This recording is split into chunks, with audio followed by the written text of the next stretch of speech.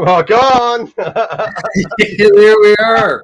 Greetings and salutations. Happy holidays. Merry Christmas, Hanukkah, Kwanzaa. I don't know. If you're celebrating, celebrate. If you're not, you're not. There we are. Happy Christmas. That's what it's really all about. So welcome to the Sunday Night Hang. I'm Ben. If you're new, please subscribe. If you're returning, like, comment, hang out, party it up. Yeah, it's gonna be a good one tonight because why not? Brother James in the house. How are you all? It's lovely to see you all again. Been a while. Hope everyone's rocking, loving life, staying safe, being well. Yeah, man. Carrying on. Yeah, ready for vacations, holidays, whatever's going on, man. Yeah. Oh, exactly. Exactly. I've actually, I've made some I guess holiday week plans, we'll call it, because apparently I was chatting with Richie earlier today, and he's like, "Hey man, I'm off this coming week." He just got a new Les Paul. He's all proud of. That's cool. And he's like, "Hey, if I get this Joe Walsh pay-per-view and rent that, you want to come over and watch it? Because like, it's just him and Ringo jamming in his basement." He's like, "Do you want to get like Chinese takeout, get real high, and watch that?" And I'm like, "Yes, I do." That sounds like a grand old time. Richie and me hanging out watching Joe Walsh jam with Ringo Starr in Joe's basement. That's pretty badass. Yeah, apparently it's some pay-per-view that's out right now. And when's this happening? This week. Where I think we're going to get together on Wednesday. Oh, sweet. Well, give him a big hug. Will do. Send my love to him and the family. Will do. Yeah, Richie's a legend. Yeah, he sometimes pays a surprise visit on this show sometimes when I've been on, so you never know. Hopefully he's spying in with his binoculars. Who knows what's going on. Exactly. Well, I suppose we got 33 people so far in here. So let's get to some roll call here. We've got, excuse me, the one and only host of Show Me Your Pick, Fruitcake Tony, in the house. Great to see you. Tony. Good to see you, bro. Tim Thomas is here. All Dave, all night. Love it. Thomas Santiago told the history of why his name is sung last night. That was fun. Over on, what does he call that? The British Blues. Andrew, stop changing the channel name. I think it's just the British Blues Show again. Who's this Andrew guy? You mean Fender Guru? Yeah, that's the guy. The OG. And definite OG indeed. We've got, speaking of OGs, there's Absolute Mayhem in here. Yeah, right on, man. Nice. Man. Martin Lemaire, Hit Metal Works. Of course, Janice made it. Great to see Janice here. Brad Guitar Miller, Dan of New Jersey, Randy Crooks, Mohogany, Mark Effects, Terry Himes, Corey's Garden, What's Up Doc? Woo! Let's see, who else do we have? Terry's 3Gs. Right on, Terry. Guitar Man 45, Blackjack Guitar. Woo! Symmetry, Muddy H2O, aka Muddy Waters. Vin's RJ, Gritch Zeppelin, other left. Charles 75N, Lawrence Cash. Laz, always great to see Laz in here. Rock on, Laz. Saw him this morning on his mod squad. Mm-hmm. AQ Music, Craig T. Tomlinson. In fact, I won I think I won a tuner on the mod squad. Thank you, lads. Nice. You can put it in my other pile of prizes. Oh, Tom, did you jump on to that after me? Till 5 a.m. You crazy bastard. Great to see Brother Tom in here. So Tom was over on Show Me Your Pick, and then he just, I don't know, maybe took a nap, probably not, and then hopped on Fender Guru's channel. Yeah, I saw him floating around. Rock on, Tom. Tom gave his history on his background, which was badass, working in studios and IT and everything. That was badass. Cool. Probably stuff I don't even know, because I just hit it. You know, it's funny. It's like you and I, JJ. It's like we hit it off right away, and then people will be like, "Yo, you've known that guy a couple of years, yeah? So what's up with him?" I'm like, I don't know. I just never bothered asking because it's just when you get together, it's just gear. That's it, man. Direct from Tony's to the 5150 show. Nice. He's a wild man. Just going through to make sure I didn't miss any comments. If I did, actually, yeah. There's a ton of people commenting. So if I missed something, type it in again, please.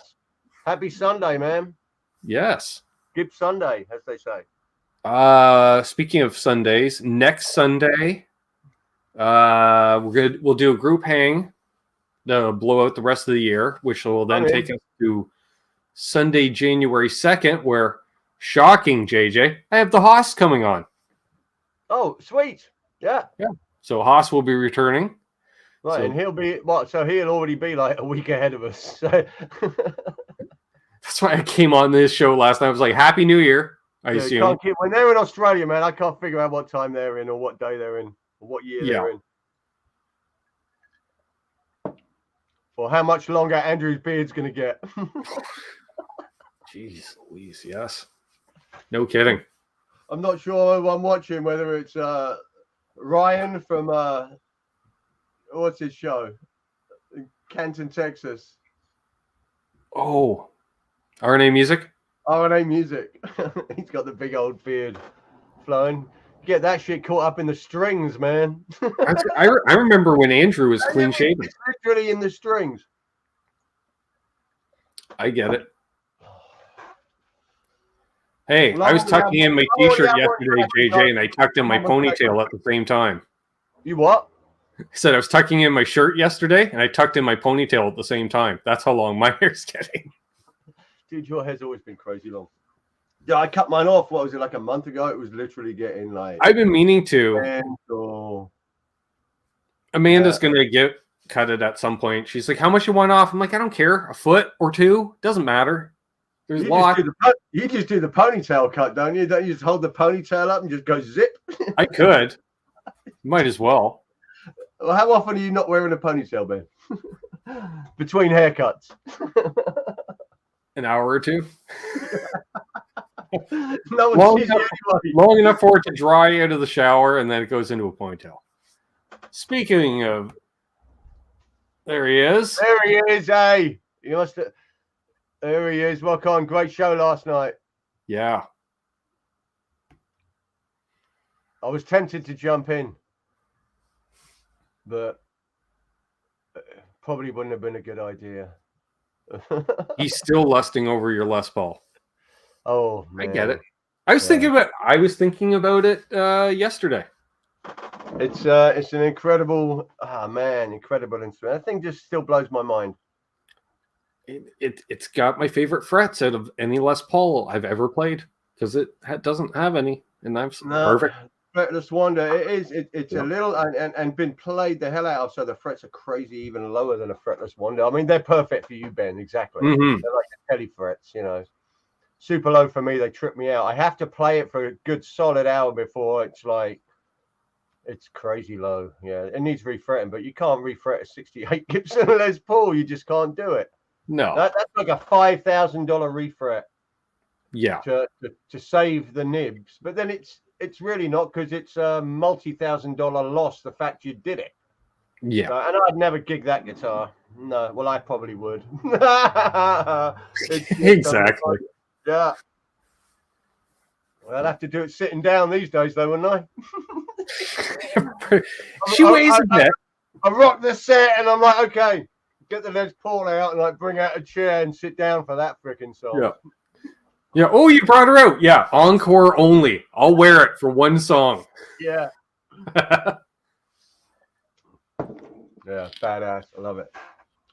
I've had many discussions with my kid about that guitar, because that goes to him, and it's like, that's the one you got to hang on to. It's the one that needs to be cherried and cherished. And that has, it has been to a pawn shop before. It has gone to Guitar Center before to get valued for potential over-the-counter cash, and it never happened on multiple times. And there's a reason to that, and it just can't happen.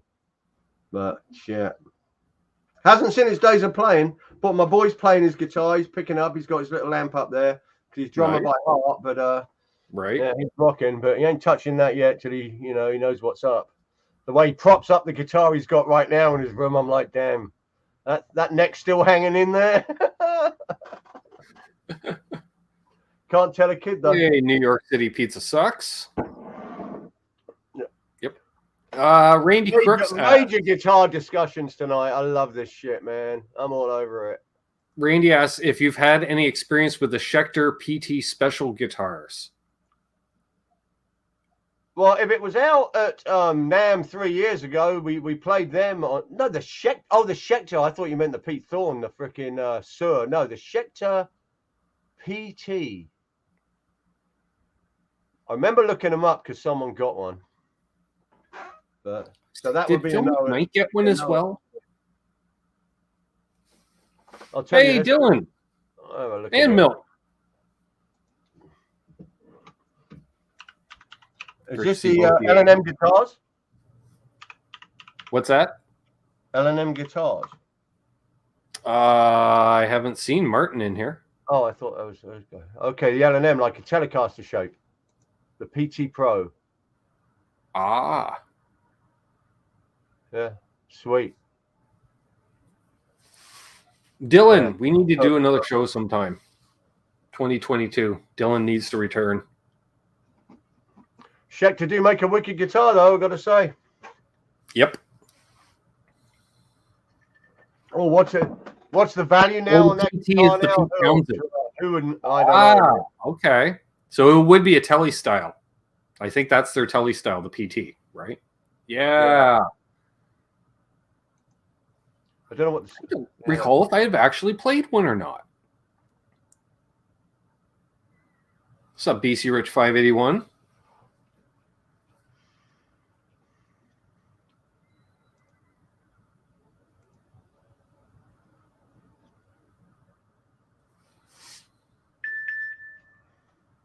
Uh-oh. There we go. How's it playing here? Work text. Right, we're up to 45 people watching according to the stats. Who knows how accurate they are. Dogpuss here. Ben Tom deciding whether to refret his 69 Strat. Again, he's in the same predicament. Strat's a bit different. I guess, though. I mean, you're still going to be rocking that one? That doesn't matter. He's refinished it anyway, so refret it, Tom. You've already shot the moon on that guitar. Oh, there you go. It doesn't have the nibs to mess with either. You know. No, but he's got the acidic skin that rots all the finish off everything. So, yeah. You know, anything that Tom touches is immediately player grade on the sale market. Rock on, Dylan Washburn. Right on, man. Dog Pa, woof woof. Right on, brother. Happy Christmas, mate. And I've noticed, I want to say I've seen a few more people leaving questions on Dylan and Ike from Flipside Music. For those who don't know, that's Dylan from Flipside Music. Dylan in there? Freaking right on, Dylan. Yeah. Happy Christmas, mate. And they do the weekly FAQ show, which freaking knowledgeable. Even if I give them troll questions, like Dylan will legit answer it. Oh, they're always there, man. I threw a couple of questions down. They're always right there. But yeah. And yes, there has been a couple of times that I've asked the same question. He's like, I think he's asked this before. And Ike's like, well, whatever. It was like a year ago, wasn't it? I'm like, I don't know. I'm high when I watch this. So you're lucky I remember to even ask a question. So I'm waiting for the new backdrop. Come on, boys. Hustle, hustle. I know it's busy times, but hustle, hustle. Yeah. Hey, Doug. Right. I see the paint. I haven't seen Ike in here. No. Scott Rockaway, the OCD collection is still rocking. It's still complete.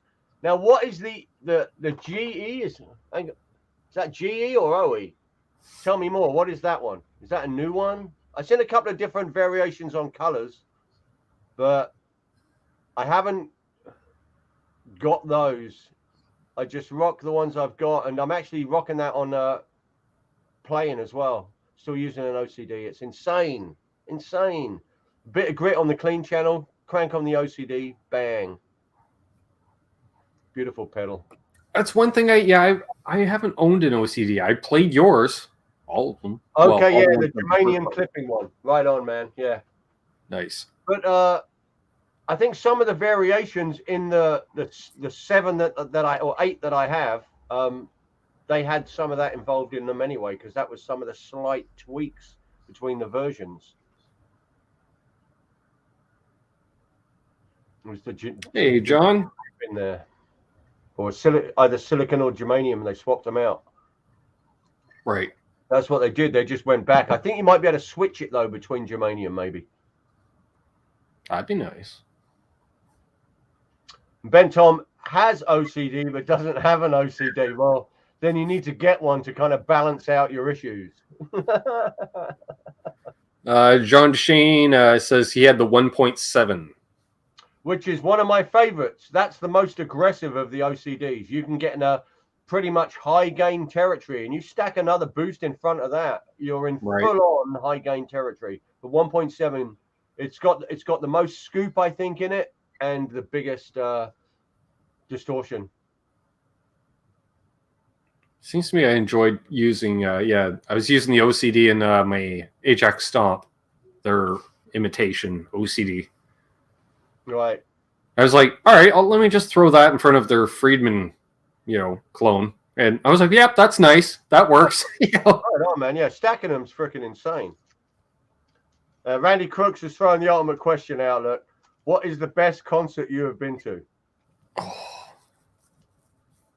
Well, if we can only name one, I mean, I've been to many, but I was young at some of them where the appreciation factor wasn't there. But looking back, it's obviously there, like The Who, Bob Marley, very young in those concerts, like 14, 15 years old.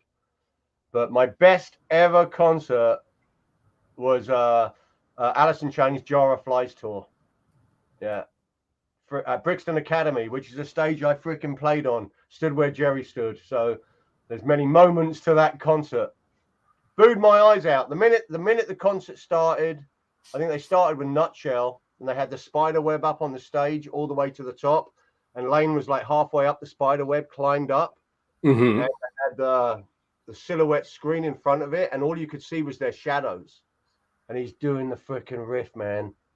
And Lane's climbing on the spider web, and then the whole thing dropped, and it was off. And I'm like freaking crying, out of my mind, obviously. But that was just such an emotional concert for me because I was so obsessed with Alice in Chains. Still now, goose pimples, mate. I think for me it would be opening day of the CNE, which is the Canadian National Exhibition. So it's like a big fair, but they have live concerts, of course, every night. Opening night is usually Neil Young. So that year, it was Blues Traveler opened, then Soundgarden, then Pearl Jam, then Neil came out with Booker T and the MGs backing him. Wow. Yeah, that was an epic show. There's actually video footage of it on the YouTubes, I've noticed, for 93.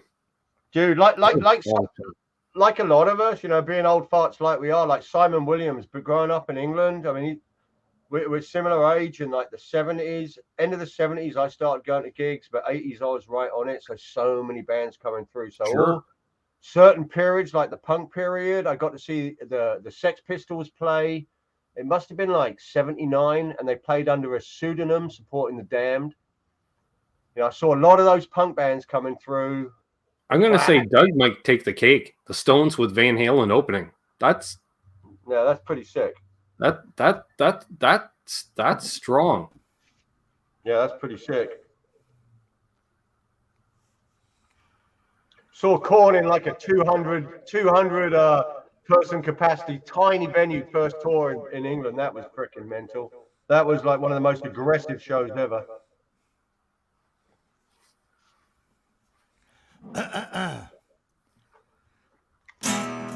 JJ's out to Jibs, Polio, Wayne's World, Exodus, JJ's out to Jibs. Hey, it's good, Jay. My favorite person of all freaking time. And there I you go. love you, brother. Another cameo. Is that it? A drive-by cuting. Is that it? Yep, that's it. He's such a tease. It's just a quick drive-by. He's such a tease. He is the Lord of Louisville, folks. Right on, Randy Crooks. Yeah, man. Hell of a show. I see a few things that people are mentioning. Some good shows. Of course, yeah, the SARS Fest show, that was huge. Because that was like, what? Stones, AC/DC, bunch of other people that were big. It was a big show. My sister was at it. I think like 500,000 people were there, which is crazy for a country of 35 million. Dude, during the 90s, you go to the festival shows, in the summertime in Britain, Glastonbury, Reading, and V2. Oh, yeah, Rush. Rush played that show. Everyone's rolling through, man. Get to see a bunch of bands. Tool. Yeah. Rage Against the Machine. Saw those guys play together. That was mental. Early days with them. John DeShane mentions, yeah, Alice in Chains opening for Van Halen as well. That'd be good. That would have been a good one, man. There's footage of them at Irvine Meadows. I think they're opening for Van Halen or something. And wow, Dio at Massey Hall. I bet you that was a stellar show. Dude, and Massey Hall just finally got restored after it was like a multi-year restoration. They just restored that venue, and it's like ready for business. Looks amazing. Laugh out loud, Terry. Crazy.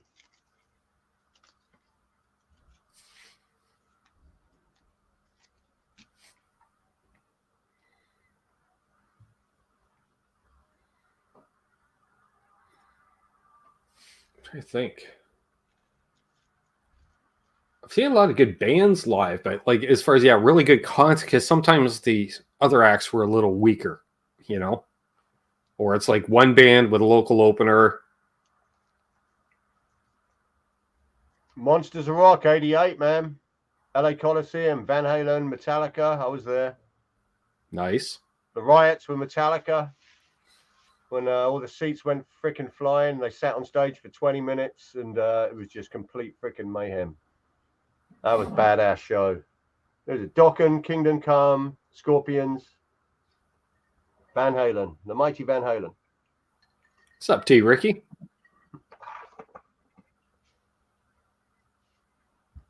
Guitar Man 45 was one of those guys.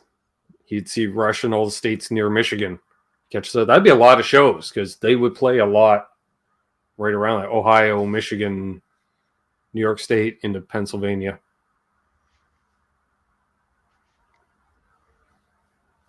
Yeah, Pink Floyd. Saw them once. Nice. The David It's Gilmour. not a Pink Floyd experience. That was as close as I got. Yeah. Oh, our manager was their sound guy.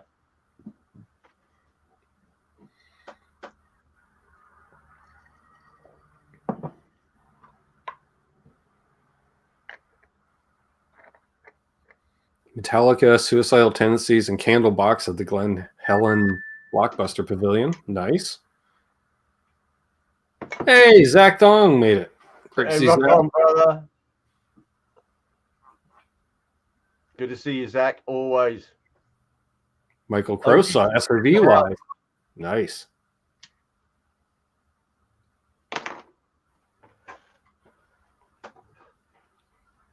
Quentin, we know you're listening, mate. Can't see you in the chat. We know you're there.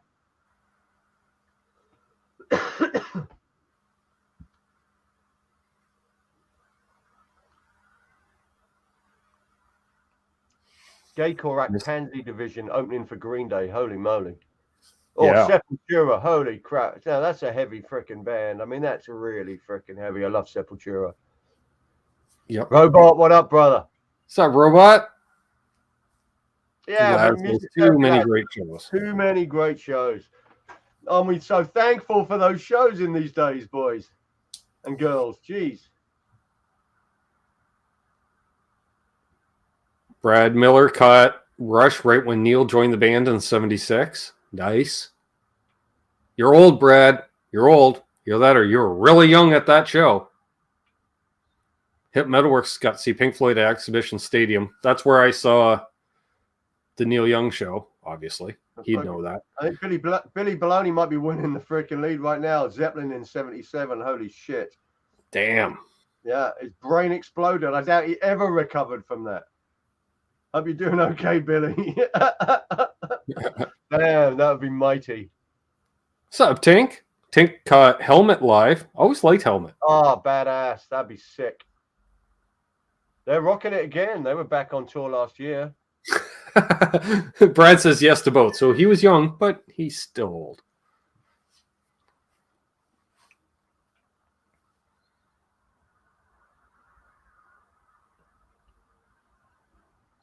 Laz caught the Stones on the Voodoo Lounge tour. Very nice. Yeah, Dogpet, that's a good one. California Jam. Bam. That's a big one.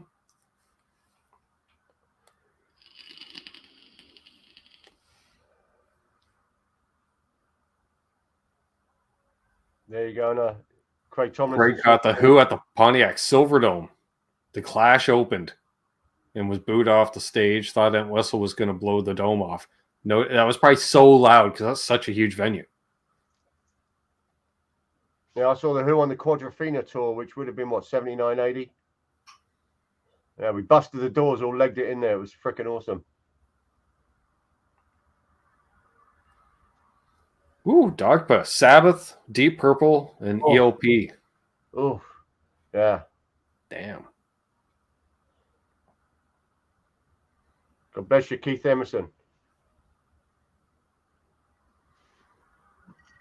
Laz says Styx was awesome in recent tours. They would have Canadian Larry Gowan, aka Lawrence Gowan, singing for them these days.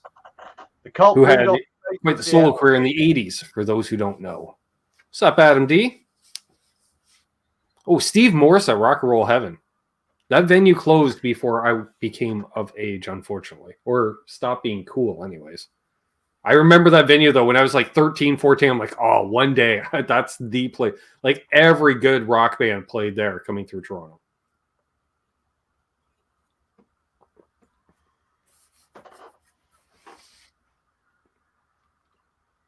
Be like playing the Elma Combo.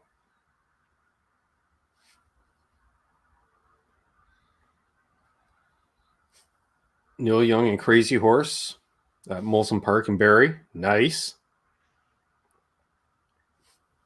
That'd be a good loud show. Oh, love Neil with Crazy Horse.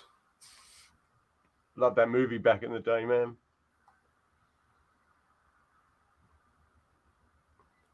I think it does hit Metalworks. I think it never sleeps, wasn't it? Rust Never Sleeps. Awesome movie. Yeah, you got about a decade on me, Hit Metalworks, so that would explain it. Yeah, you would get to see the cool bands there, and I could not. Jeff Healy played Canada and Brantford 1 year. I was front row. Nice. What a freaking legend, man. Yeah.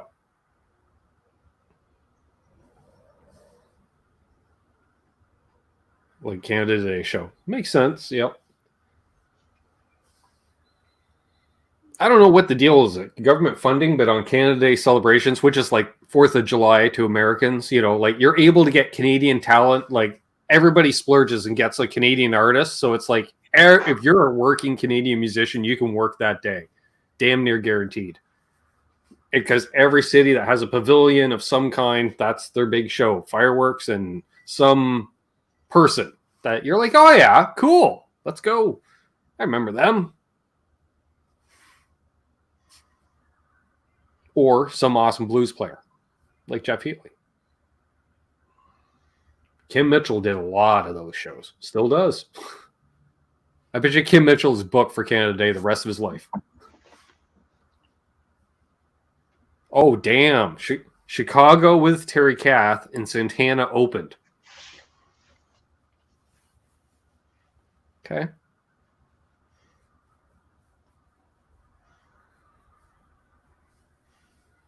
I was supposed to catch Lee Aaron on that tour as well, John DeShane. I know what you're talking about, and I was sick, so I ended up giving the tickets away.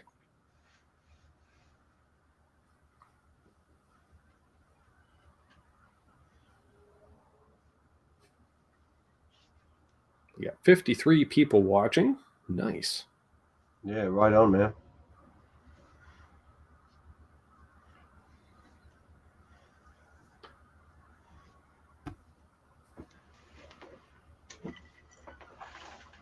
Janice is back. Welcome back, Janice. So is anybody gassing for some gear in the new year, or have they perhaps already got themselves something for the holidays just to make sure they got something, cool for the holidays?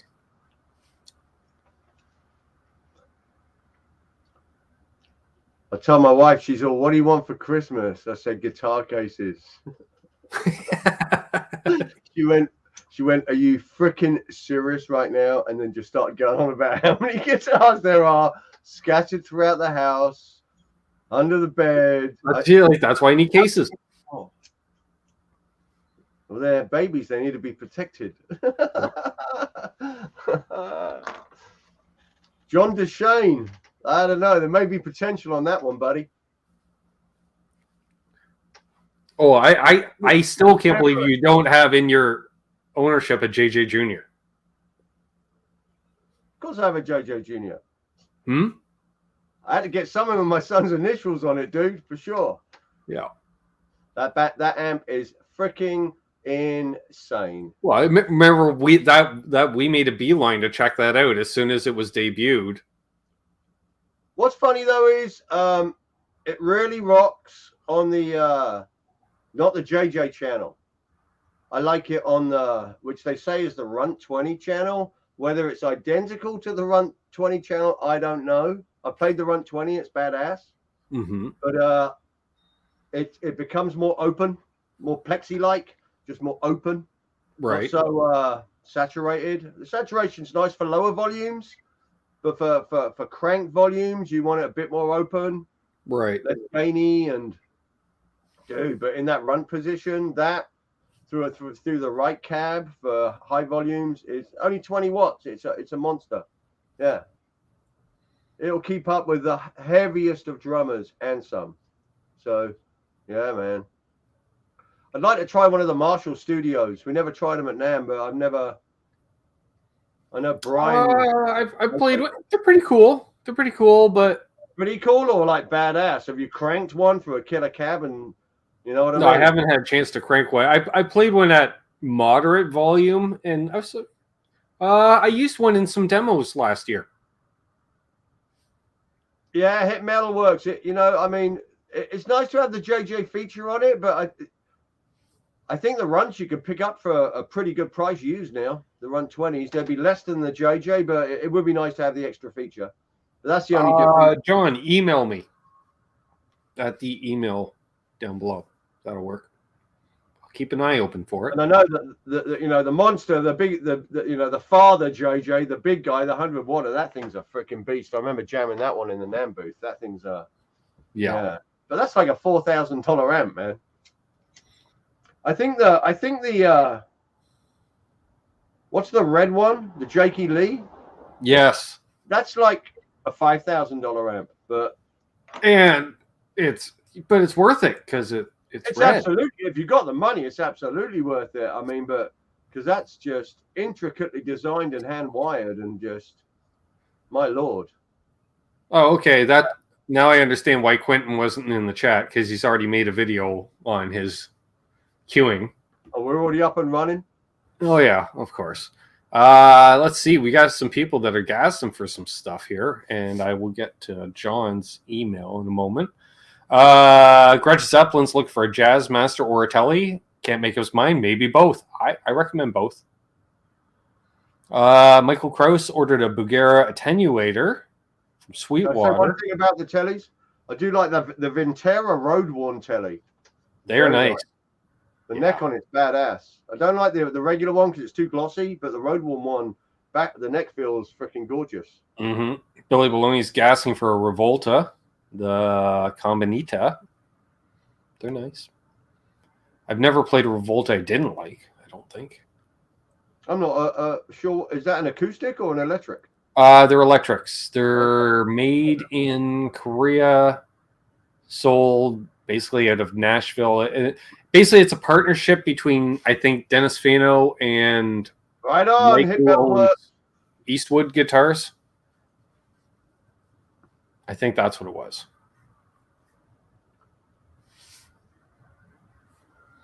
Dogpa says, I bought a new guitar in 1996.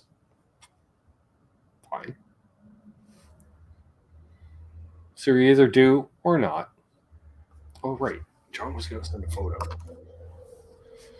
Let's see if John sent a photo. I'm waiting for Friedman's shop to open. That's what I'm freaking waiting for. I see nothing. You know, Dave's gonna start selling off all his stuff that he's not using that's lying around. That's gonna be like a freaking zombie freaking free for all. Everyone's gonna freaking go. Yeah, John can tell me in the chat when he sends it.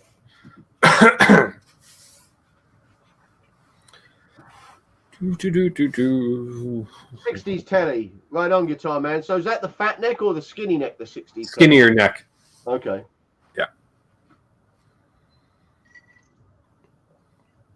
They're nice.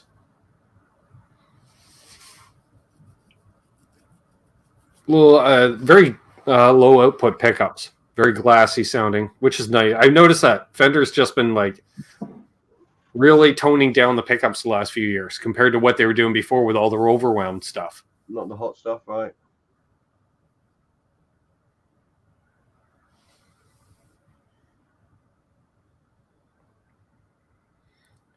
Who makes a well? Where was that? There it is. Who makes a good rock metal telly with a Floyd? Ideally. Oh, I have seen one of those. Who makes a telly-shaped object with a Floyd? Charvel? Yes, the Charvel Model 2, is it? Whatever the thing. Yeah, seems to me they two or whatever they call it. Yeah, they do one. Which explains what's up, Doc saying Charvel. I think Charvel does. Billy Baloney says Magic Man mentioned Charvel. Didn't There's a check for possible. The SoCal 2. That's what it was. Jeff K. Didn't Fender make one back in the late 80s or 90s with the matching headstocks, and they were the metal Telecasters? Maybe. They had two humbuckers and a Floyd, I thought. I could be wrong. I can be wrong. I'm pretty sure they did. Might have to look that one up. It's possible. It did. Yeah, Charvel SoCal 2, they're badass. I always recommend a Charvel. Those guitars kill. I still have to get a Charvel at some point in my life. I just haven't decided which one yet. I'm waiting for it to fall into my life. It'll tell me. It'll make itself known. Just go and get one, man. They're all badass. Pick one up and go, holy shit. Exactly. Doesn't have to be set up well or anything. I can take care of that. Especially now that Scott Brockway sent me one of them Floyd Rose intonation tool deals. Yeah, American Ultra Deluxe Telly with a Floyd there. There's a bunch of them. Bunch of custom shops with Floyds. Yeah, there's a whole bunch of them on there. But the Ultra Deluxe. Dylan says Charvels are amazing. The roasted maple necks are perfect. Yeah, they don't go well. Dude, they clone those necks. The CNC, the neck is magic. They get a little aggressive on the roast. I don't like super dark roasted necks, where all of a sudden you're like, is that mahogany? They're like, no, that's maple. You're like, it looks mahogany because you've just I ain't buying the roasted. It's not roasted. It's like it's a different roasting because there's roasted necks. Old school roasted necks do not look like these kind of like candy roasted. They're like honey roasted. It's like honey roasted nuts, isn't it? Yeah, it's like it's a different. Then they're like, oh, and then we put tongue oil on it, and then you look at it, you're like, yeah, and now it looks like walnut. I don't know. It's a variant of roasted, man. It's a variant of roasted. Hey, old metal dude. Yeah, he's right on. Yeah, he's got the JJ. It is sick. What do you think of the not JJ set in the other one when it opens up and you get that volume push on it? Mental. Ooh. All right. So apparently John Duchesne is doing a parts caster with an FU tone trim, titanium hardware, big brass block. Yeah, I saw the photo of that. Set of Fralin Blues singles and a pure pay AF. Turned out awesome. All right. Ooh, holy. Yeah, that did turn out awesome. Congrats. All right. Let's bring this up. Well, no. Yeah, I got to do it this way. All right. You got a picture?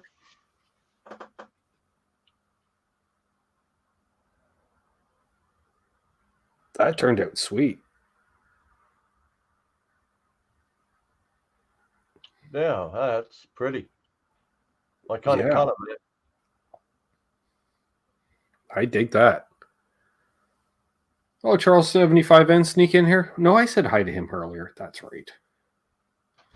What kind, Charles? So Charles was on last week, wasn't he?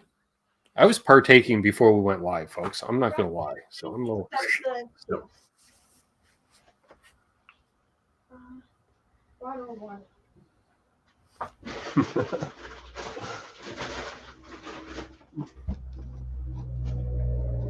Oh, yeah. Randy Crooks just picked up a Phase 90 because everybody needs a Phase 90 in their life. Good pedal. Quite extreme. Mm-hmm. You use a pedal, it might as well be extreme. You want to hear it, you know? Exactly.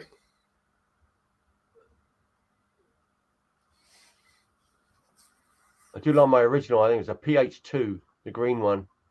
That thing makes some alien noises. You do extreme settings on it, and dude, you don't have to touch the guitar. Just turn the pedal on, and it just starts. Mm-hmm. Awesome. Love a phaser. Well, geez, I sat at your place there for what, 45 minutes playing with the phaser that I picked up at the guitar show the one year. Right? Yeah. Yeah. Because you're hanging out with your wife outside, and all. So you're like, are you just going to tinker with that all night? I'm like, I don't know. I might. You're like, it's a phaser. I'm like, I know. With 3 knobs, there's a lot to play with here. We got that happening again this year. Same weekend. They're doing that vintage show. So I've already.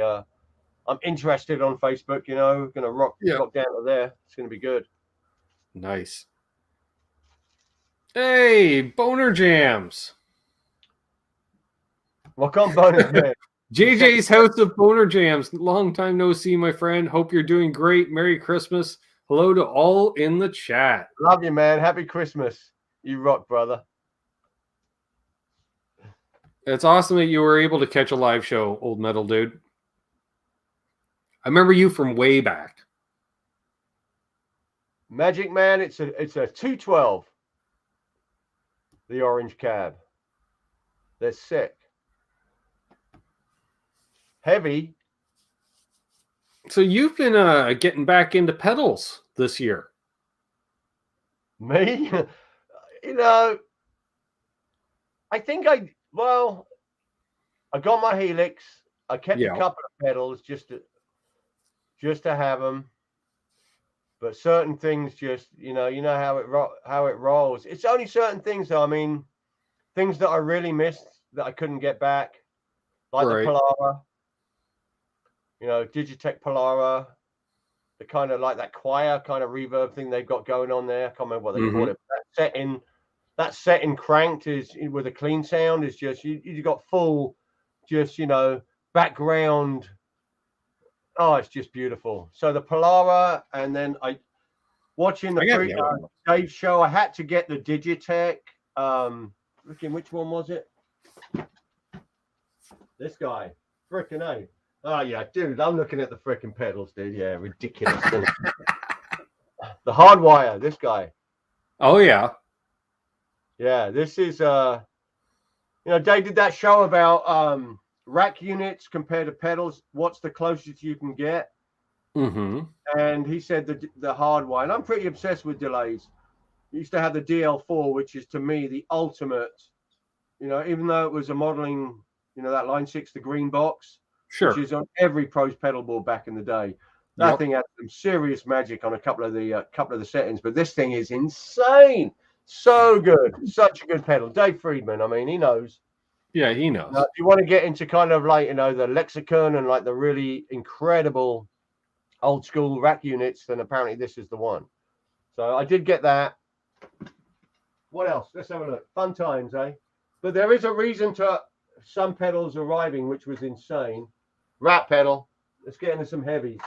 Gotta have it. The old original. Yeah. The white face. Pretty cool. Or the black face, whatever it is. That thing's badass. There's something with the rats. They'll go in a fuzz as well, like a sick fuzz. And the old Acapulco Gold. That's Got a little obsessed on the Doom sound with the Sun amp. Almost bit down on a head. An old Sun head. Dude, they're sick. But this thing is, dude, they're cheap, man. One knob. If you want to get the Doom territory, this thing's freaking ridiculous. But that with this in front of it is just ridiculous. It just becomes a whole different animal. Oh yeah. I like some fucking heavy sounds, down-tuned heavy. I know you do. But no, I got this head, the triple rectifier. Right. I bought that. The guy was selling 1x12 orange cab, a triple rectifier, and a pedal board with a freaking shitload of. He had like 8-10 pedals on it. So I wanted the triple rectifier. And this was during COVID. Prices were still half decent. People hadn't started freaking out about amps again. And so we set up this deal to get this amp, this head. Mm-hmm. He lived inland up near, I don't know, freaking an hour away or something. And it was set up like 2 weekends in a row, and he kept letting me down, but the thing was still advertised, and I was losing my freaking mind because the price was so good on the freaking amp. And ended up, we're going to do it this Saturday, and he calls me, and we're going to meet halfway. He goes, I can't make it. My truck is not working. I've got to look after my brother. He goes, but if you come up, he goes, I'll throw in the pedal board. I'm like, done deal. So I roll up there, and it's a freaking pedal train pedal board. And he's got like 8-10 pedals on there, all killer pedals. Max on OD,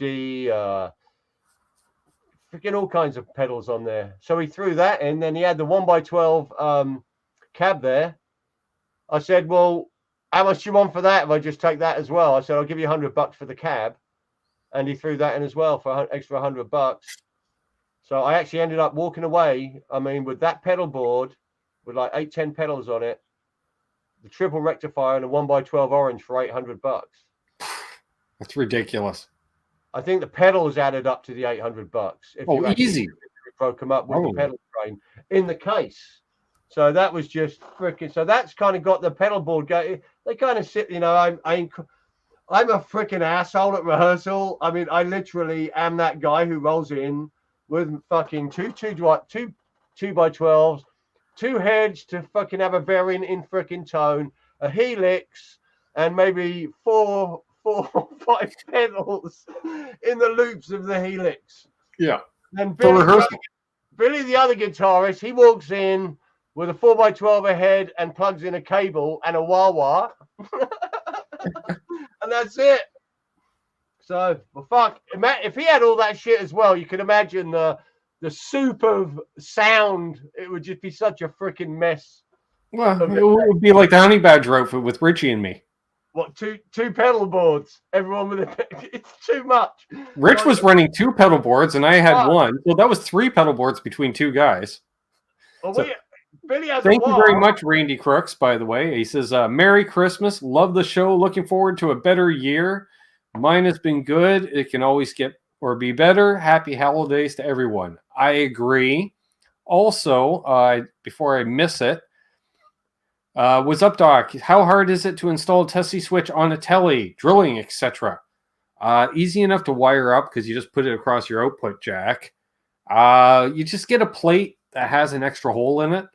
I don't know, is Brad Miller still in here? And if so, does Brad Miller still make telly plates with extra holes in them? If not, Brad, maybe you should. Just saying. Let's see if Brad can respond to that. I got some off Brad Miller. That's how I did mine. And I need some more, I think. I don't know. No. I think I'm going to take mine off and paint it. I don't know what color yet, though. So that's what's up with that. It's not that hard. It's only two soldering connections across your output jack. Sup, Aaron? Brother Aaron in the chat. Aaron, love you, brother. Merry Christmas to you, the kids, and even crotchety old Dave. He's just poking in. I love Aaron's dad. I love you, man. Every time I'm FaceTiming with Aaron when he's headed home from practice or something, JJ, he'll get home, say hi to his dad, and he's like, "Hey, guess who I'm FaceTiming with?" He goes, I can only imagine. Because you want to say hi to Ben? And ever since I met him, he's like, same question, get a job yet? No. He's that guy, eh? Yeah. I get a job yet. Love it. I love him already. Yeah. I love the guy.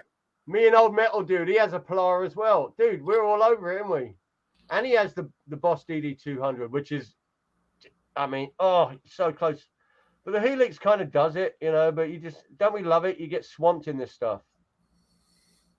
You know, I love it. Love my tone chasing, man. Miss some of my old tones, though. I've forgotten them. We've all been there and had our absolute tone, and we're like, there it is. Should have just left it. Like freaking Tom Morello. He fucking marked his amp and swore to the gods, I will never touch these settings ever again. Because it was fucking with his mind. Yeah. We all need a bit of Tom Morello in us. Boner Jam says, I love JJ, always super positive, great guest to have, always in a better mood after watching him. Dude, you're a fucking legend. Mate, Try hanging out with him for a week. You know, I don't miss a show, man. I'm always lurking. Trust me. I'll get in the chats more. Life's just been freaking hectic. And, dude, one of my problems is I am a guitar addict. I confess. And I will literally start watching a show and it's here. I have to play. It's the creative side of me.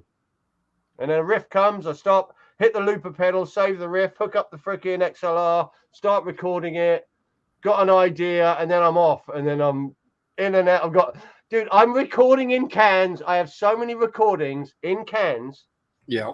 And I'm making music, and you guys are also in the cans with me as I'm doing takes. It's either Johnny Bean or you or Boney Jams or whoever. It's all part of the flavor. You're in a mood, aren't you? And it just goes with it. Yeah, love it. See, Zach, I didn't shovel yesterday. I'm hoping it melts tomorrow. We got like, I don't know, 4 inches, 6 inches of snow yesterday. Damn. Oh, yeah, it was fun. Can we visit for a day for Christmas? My kids would love to see the snow. It's too freaking hot here. Shut up. I know it is. It's actually cold right now. It's, you know, pussy cold like us guys. It's like, it's yeah. not cold, but, you know, pathetically cold. It's California cold. It's, yeah, which isn't even, shouldn't even have the word cold in it, really. It's like the lower end of warm. Well, you guys, yeah, but this year, you guys have had a lot of cool weather because I'll look at my weather app, and even like when it's afternoon here, so it's late morning for you, we're still warmer, you know. And I was like, by lunchtime, you should be warmer than this. Dude, I don't know how this place freaking survives. The minute they talk of rain on the weather, it's the word on the street, and it's like everything's going to end for that period. Right. It's the end. And it's literally, it rains for like 3 hours, and then, oh, well, that was it? But you wouldn't I remember, yeah, it rained when I was there. But the trip is, what the trip is, we get the wind and the rain, and because we're not so used to it, all the leaves and all the palm trees and all the crazy stuff, all the brush is everywhere. It's all in the ocean, on the streets. But we're not used to it. So the roads are just gushing with water. It's so crazy. Yeah, I remember Dana talking about it. I'm like, so it's raining.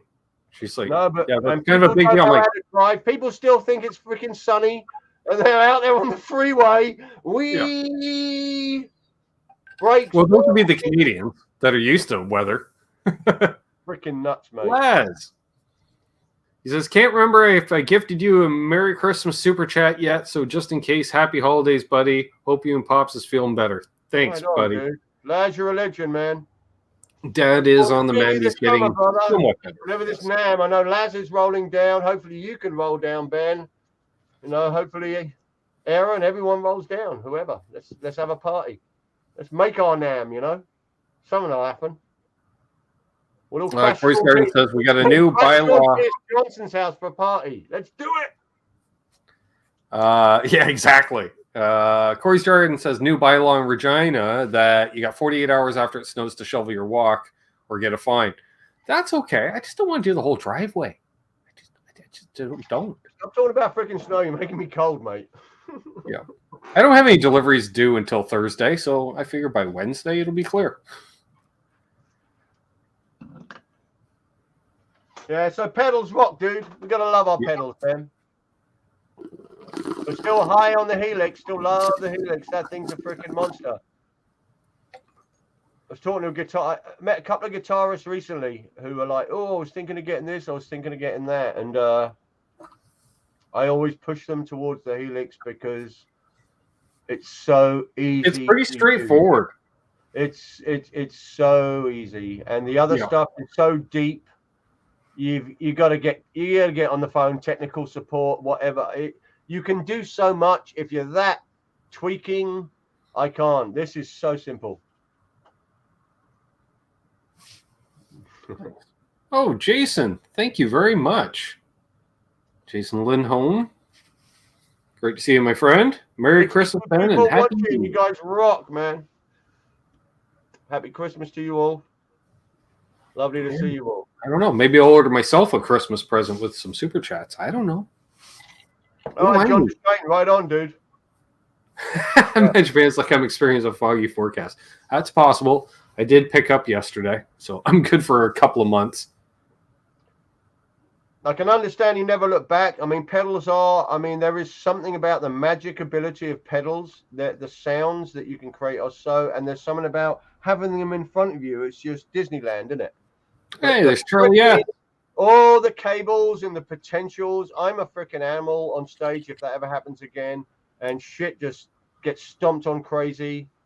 And what I mainly use the Helix for is routing. I don't use it as amp sim. In an emergency, it would work like a demon, but it's mainly for routing and for recording. Simplicity of recording, and it's all in that box. If you've got ideas and you're creative, boom, boom, boom, boom. There you go, man. So all right, lads, I'll do it. What I'll do is from, I don't know, tonight's super chats, I'll make a video. I'll go over to the Long and/or McQuaid because they usually have a pretty healthy used pedal selection. Maybe I can locate that Boss Octave I've been looking for, or something else I'm looking for too. I want a Boss Octave pedal. I know that, or we got to start looking at flangers because apparently 2022 JJ is going to be the year of the flanger on this channel. So and I already have one flanger on the way. Apparently, Johnny Highland is sending me a flanger of some kind. Dude, badass. That's sick. Yeah, I love a flanger. I've been kicking in the flanger here and there. The Helix has some great flangers, Ben. You have a freaking stomp. No. In theory, I have a stomp because it's been at Mayhem's place since freaking August. See, that's why there you go. Well, you're missing it because I'm telling you. See, the whole thing. Our brains want to know what's next. If you I have AB'd so many pedals with the Helix. Sure, when a pedal's in front of you, you have three knobs. There's your settings, and the Helix has the three knobs, but they may be in a different position. You just gotta, and if it's got five knobs, or dude, the tweak, but you can get it so identical, and same with the amps. Any of my amps in the room, I can AV them with the Helix, and wouldn't know the difference. Michael asked, Nerd Hayden, rock on, brother. How are you? Asked the OC2 or OC3. I don't know what the difference is between them. The OC2, I assume, is the older one. I wouldn't mind that, but whatever. I don't know. Is one like that much better? I don't know. Which one do you guys recommend? We're going to back up here in a minute. Randy Crooks, originally from Brighton. But a bit of a rugrat. My dad was in the military, and I was actually born in Malaysia and grew up in abroad in Hong Kong and some very strange, bizarre places. And moved to England when I was about 13, and then came to the States when I was 18. Rucksack and skateboard, and kind of bounced between from then. But generally lived in the States since then. Yeah, love it. Okay. The OC5. What's the OC? One egg. I don't know. Thanks. Hello, welcome. New name in the channel. What's the OC5, Ben? I don't know. That sounds complicated, though. I think he's talking about OCDs, and he's missed out the D. Michael Crow says, I think the OC2 has crappier tracking, but it's analog and it sounds really cool. Well, Okay, yeah, that's fine. we're talking about something Sometimes else. when it doesn't track well, that can be a cool thing. I'd like both, the option of both. The OC5 has all the octave pedals in it. Well, What is an OC5, Ben? So that'd be a Boss OC5. Okay. So it's the newest in the line from Boss. Oh, what's the price on one of them?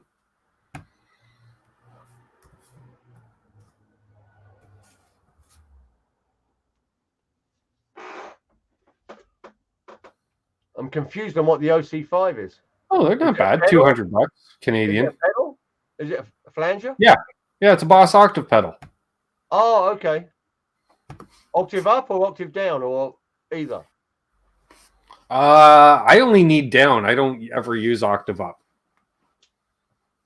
Which it threw me off when I was doing that interview with Johnny Hyland the other day. He's really into octave fuzzes. I was like, really? Okay. Yeah. Okay, Laz, what the hell? You've got an orange 212 now. I know you with V30s. I know that was it Magic Man gave you a cab? I know you got the Vi Carvin 120, which has come out the loft. But you got an orange 212? Badass, dude. Yes, with the V30s, a very awesome cab. Big sound. Well, I haven't seen that yet. Gonna have to check it out. Didn't realize I haven't seen that. Oh, awesome stuff. So War Lag, awesome. Watch your replays all the time. Started getting more active in the chats, trying to join in on live stuff. And apparently he's a fellow Canuck as well. Well, there we are. Speaking of fellow Canucks, and apparently currently battling the COVID to the point where he can't answer a text message from his own family all day. But he's here in the chat, so I know he's alive. So, welcome on, Doug. Apparently Doug may or may not have the COVID. So people in the chat, ease around, mask up if you need to. I'm just saying. Behringer's $30. Wait, oh yeah, Gear Junkie, you know all this stuff. What? All right, so that's Behringer. Oh, it is great for single line. Yeah, so it doesn't track worth shit. That's what that tells me. That's cool. Behringer, a badass, man. Oh, Doug's already feeling better. Great.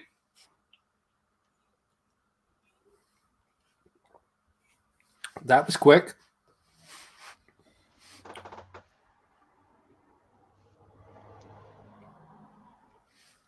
Great to see Gear Junkie 35 in here, by the way.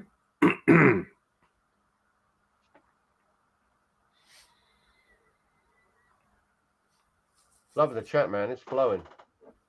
Mm-hmm. You got 67 people watching. Very nice. Billy Baloney's been sick all week. 69!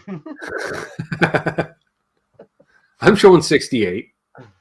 Well, I just said 69. I'm showing 68 as well, but I knew it was one can hope. Freaking what's his name on Howard Stern, isn't it? 69! Terry, you're a freaking legend, mate. Happy Christmas. He's always there for the freaking modding, man. He is. Moderator to the stars. You have sore fingers all this freaking typing, dude. Where's your sister? Probably. Let me think. Kenzie may still be there. I popped over there yesterday and Kenzie was sick. There she is. 69. Never mind. All right. I love you, Amanda. You rock. Speaking of which, she will be joining tomorrow night's show as part of the staff Christmas party show. Did Terry Himes sneak in, or am I freaking deaf? He might. On Terry Himes. Good to see you, brother. Hey, Julia. Great to see Julia in here. Happy holidays to you. Yeah, happy Christmas. This is what I'm saying, Magic Man. I think she was lurking. It's around that time of night. Well, then again, there's no school tomorrow, so who knows? They might be running around all crazy, hopped up on candy canes and sugar plums, and I don't know what all that stuff is. Get me a refill in a minute. Gear Junkie 35 says, any advice for a best IR host / loader for the Captor Torpedo? I've whoa, dang it, where'd it go? Do not like the dozen 2 notes IRs. I do not know. I gotta get into that at some point. IRs? Yeah, I gotta get into it. You know, eventually I gotta hook up the guitar to the computer. As a YouTuber, at some point I could probably do that. Freaking stomp back from freaking Mayhem, and you're on. Well, one can hope. That's one of my goals. That'll be my New Year's resolution, to liberate it. I knew it. Yeah, I knew it. All right. So thank you very much, John. Merry ho ho, looking for a Gilmore 90s era fuzz. Suggestions, anyone? 90s era Gilmore. Well, he was probably using his one from the 70s, wasn't he? That's what I would think. Which, if that's the case, I would say get the Keeley Dark Side. Or the Keeley Fuzzbender. Dave Ennis, rock on, brother. Good to see you, man. Happy Christmas, mate. Good to see you, Dave. Dave Ennis. Dave Christmas. Jesus. Yeah, like I need another bowl. Rest in peace, our brother Will, Dave. Always in our thoughts, you know that. Unbuckle Lover. Remember him? Yeah. Fucking guy was a legend. We did marathon shows. Muddy Waters, for Ben's Xmas present fund, I don't care what you buy as long as it requires soldering for assembly, repair, or prevent proper functionality. Speaking of which, apparently I did a reaction video the other day, which was, well, taste testing of some Mexican cola. We don't have it here. Some folks that are closer to Mexico, they were able to get it. Was it Doritos cola? Never tried it, so I tried it. And some folks wanted to see more of those. So type 1 in the chat if you want me to do more taste testing type videos. Magic man. Because I'll do it. There's one in the can now that I could release this coming week. And if we get, I don't know, we got 63 people watching. If we get, I don't know, 20 ones, then I'll start doing more of them. And maybe I'll do like a few drinks in one video, JJ, and make it 10, 15 minutes long. So it's not just a quick reaction. Like, ooh, this sucks. All right, we got a couple votes. All right. There you go. Oh, we got a few more. All right. I like Jan. Sure. My sister wants to play too. Oh, okay. All right.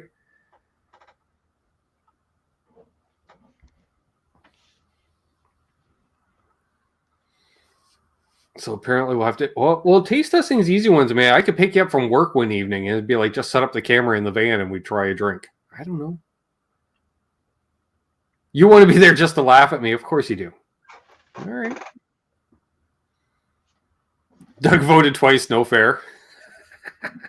And to get a refill, don't talk about me.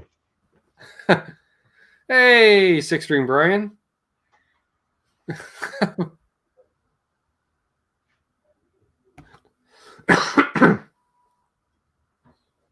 Okay. I'll keep my eye open for various drinks to try. Does he still make Jolt? I don't know. I don't think so. Snacks are good. Gingerbread flavored Mountain Dew. That's just wrong. Oh, I do not care for martinis. Not so good. Not into the beer tastings because it's all the crafts. A lot of ale, IPAs. I'm not into that. Actually, I haven't had a drink in over a month at this point. Crazy enough as that sounds. Hanson's Cherry Vanilla. That would be an interesting reaction because I am not a cherry fan. Did I hear six-string Brian's name? Yeah, he popped in. Rock on, brother. Good to see you, man. JJ got a Soldano. Yes, JJ has a Soldano, a triple rack, a 5150. He's got a couple things there. Yeah, I got the Soldano, Brian. I had that for a while. That was a straight swap for a 7-string Ibanez Universe. Reissue, the new one. Was it? Yeah, it was. That was a straight swap. Yeah. Hello, So Yeah. Guitarist. Welcome. Another new name in the chat, I think. Cola would be distortion, overdrive, boost pedal. Mountain Dew is phaser, flanger. Lemon lime is like a delay pedal. 6-string Brian, if you're going to get a Soldano, you do want Grape to get is chorus. the Seattle era Soldanos. That's word on the street. New stuff's good, but the Seattle era is good, man. It was just such quality components. And they ain't in the new ones. It's probably what the hell my cousin Glenn has. I don't know what he's had his Soldano for at least 20 years at this point. He has a Soldano? Oh yeah, one of my cousins out in Edmonton has a Soldano and a custom shop R9 that he plays through it. Oh wow. Yeah, no shit. He posts a photo and he's never on social media or anything. I'm not sure if I've even met him because like Edmonton is far away and I've never been out there and I don't know if he's ever visited here. Ben Tom, what year's Soldano? Well, here's the thing. Basically, when Mike decided he was going to kind of shut it down, the main reason I think was getting the components was getting so difficult. So I think it was in like 2010 or something, maybe a little longer after that, but when it really shut down. But I know he changed transformers at one point because they were very special transformers, and that's one of the big sounds of the Soldano. Mm-hmm. But you really want like the 90s ones are the ones, and I guess the early 2000s, up until he started running out the components. Any of them? Sure. Makes sense. Guy's a freaking legend, man. Those amps are really special. Nothing sounds like him. Mm-hmm. He's such a nice guy too. Remember when we were talking to him and we were next to that Tweed amp? I went back and played it the next day. Yeah, he's all, yeah, that was Stevie Ray's amp. We're like, what? Yeah. He was just such a cool dude. All of those boys, all of those amp guys, Morgan and freaking Freeman's a legend. You got to know him. Met him so many times now. He's kind of like a little cold, but he's not. It's just how he is. Yeah. But he's up for the crack. He's always up for it. I mean, he has a full bar in the freaking room. Yeah. Jeez, what good times. Exactly. I remember Aaron hanging out with Morgan at the Novo party for hours. They were just sitting there for like 2 hours, just shooting the shit. And I'm like, of course you are, Aaron. Of course you are. You're just hanging out. Yeah, my buddy worked at Sam Ash back in the day, and he's very good friends with Joe Morgan. And he was the guy where Morgan came in and said, "How do you get that sound that I hear on all the records? I just can't get that sound." And he took him, cranked up a plexi through a stack, and said, "That's the sound." And that was my buddy, and they're really good friends, him and Joe, and that's what got him on that track to start making all these amps. He's in Huntington Beach. He's just down the road. Incredible amps. He's a good price, really, for boutique amps. If you want that sound, you're going to get it. Identical. If you want that Fender Tweed sound, you're going to get it, man. He's a badass. What's up, Buzz Wilson? So my sister calls Dr. Pepper as a king of tone. Okay. Man, Sunday night Jack and Cokes. What a night. At least Christmas is coming. Got a couple of days work, Christmas shopping, and then it's on, isn't it? Yeah. Getting Speaking of right which, I'm going to be doing a special daytime live stream one day this week. I don't know when. Doing the gift wrapping live stream. I see. Tinkerbell, where are you? Yes, she was. Here she is. Hello. Yeah. I'm going to do what Johnny would do. I ain't that guy. See? Love. She likes me. None of that. There she is, look. See? Johnny's all blap. This thing's been bugging me all day. See? Likes the vibe. hanging out. Usually a good vibe in the House of Jams. He's probably a little high already. Exactly. Hey, you got to keep the vibe strong in this freaking shitty world. You got to keep them strong. Do my best. Yeah. You'll do. And cheers to that. Love you all. All right. Cheers. What's up, Doc? Happy holidays, my friend. Thanks for stopping in. Okay, still chilling out, man. That's okay, Laz. We know you're busy doing stuff. When aren't you busy doing stuff, Laz? Busy on you're either busy on reverb. He's doing the flicky flickies, looking for gear, man. All right, Charles, you're going into lurk mode as well. Awesome. That's fine. That's fine. Probably got some project on the go or a project. Either one. I don't know. Family stuff. That's fine. So I'm assuming your Charvel has still been your number one this year. Oh my lord! Well, there's a new kid on the block. It is my number one, but there is a new kid on the block. Oh, fucking mind blowing! Yeah, you check it out.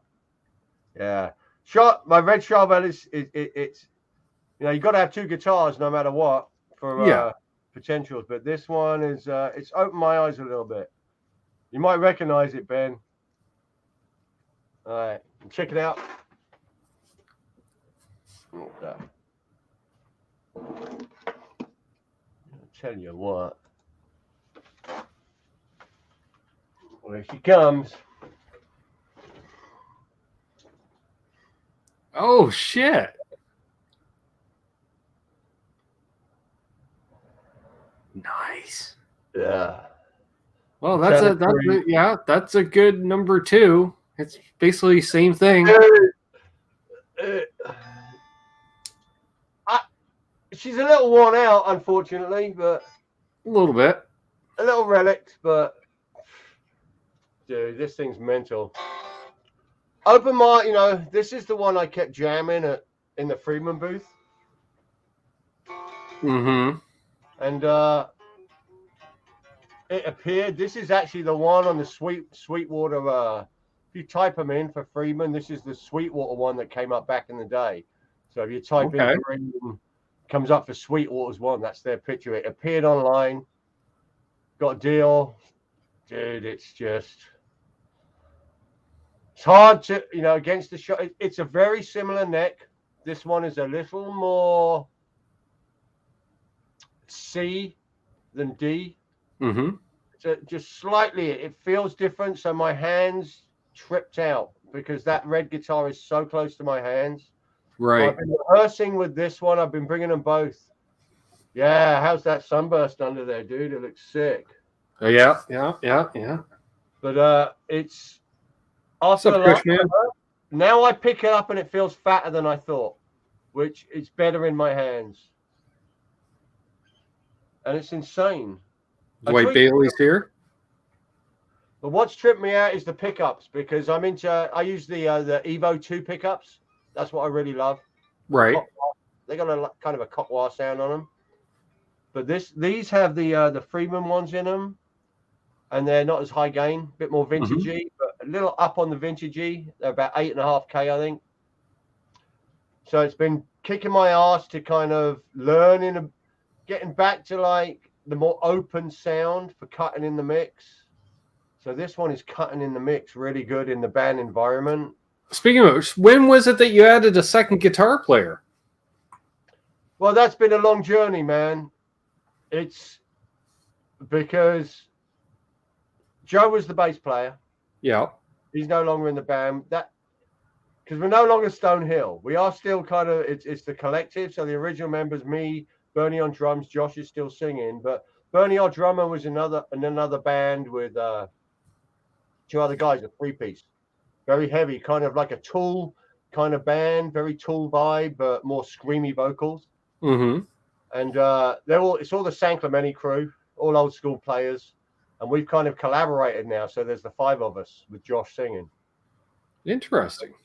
It's a badass vibe. So now there's two guitar players. Well, I was going to say, yeah, because we can kind of earmark the last time you were on, because you basically announced on the show last time that Joe wasn't in the band anymore. And Joe hadn't found out yet. But it's like freaking keeping it all together because it you know. Sure. And it wasn't like it was like the COVID thing. It wasn't like everything was like fuck all this shit. Joe's out. It just faded. You know, Joe isn't a rehearsal guy. Joe is let's do live gigs because he's a solo musician anyway and plays all these shows. Like he plays 3-4 nights a week. He's like the live show should be the rehearsal. We can get fucking paid for rehearsing. But the difference is you cannot work on the songs when you're playing fucking live. Right. And tweak the songs and stop and go like, let's rework that chorus. Let's do this. Let's do that. You know what I mean? Mm-hmm. So Joe was in at the rehearsal. We just kind of had this blowout at the end. It wasn't even a blowout. It was like, well, fuck it. And I'm just like, because I'm kind of like the leader of the pack. I keep it rolling. Someone's got to drive it. Someone needs to be talked about the band every single freaking day, no matter what, to keep the freaking vibe going. And I'm that guy, unfortunately. I've always been that fucking guy, whether it's driving the bus or freaking whatever. Yeah. And I'm like, right, I ain't gonna freaking try and recoup it now. I'm gonna sit back and see if anyone else takes the jump and goes, let's fucking, what's happening? Why aren't we rehearsing? So I just let it go, and like a week, 2 weeks, 3 weeks, 4 weeks. And Joe's like, what's going on in rehearsal? What, and I'm like, I don't know, what's fucking happening? You know what I mean? And just letting it kind of flow. And it kind of withered.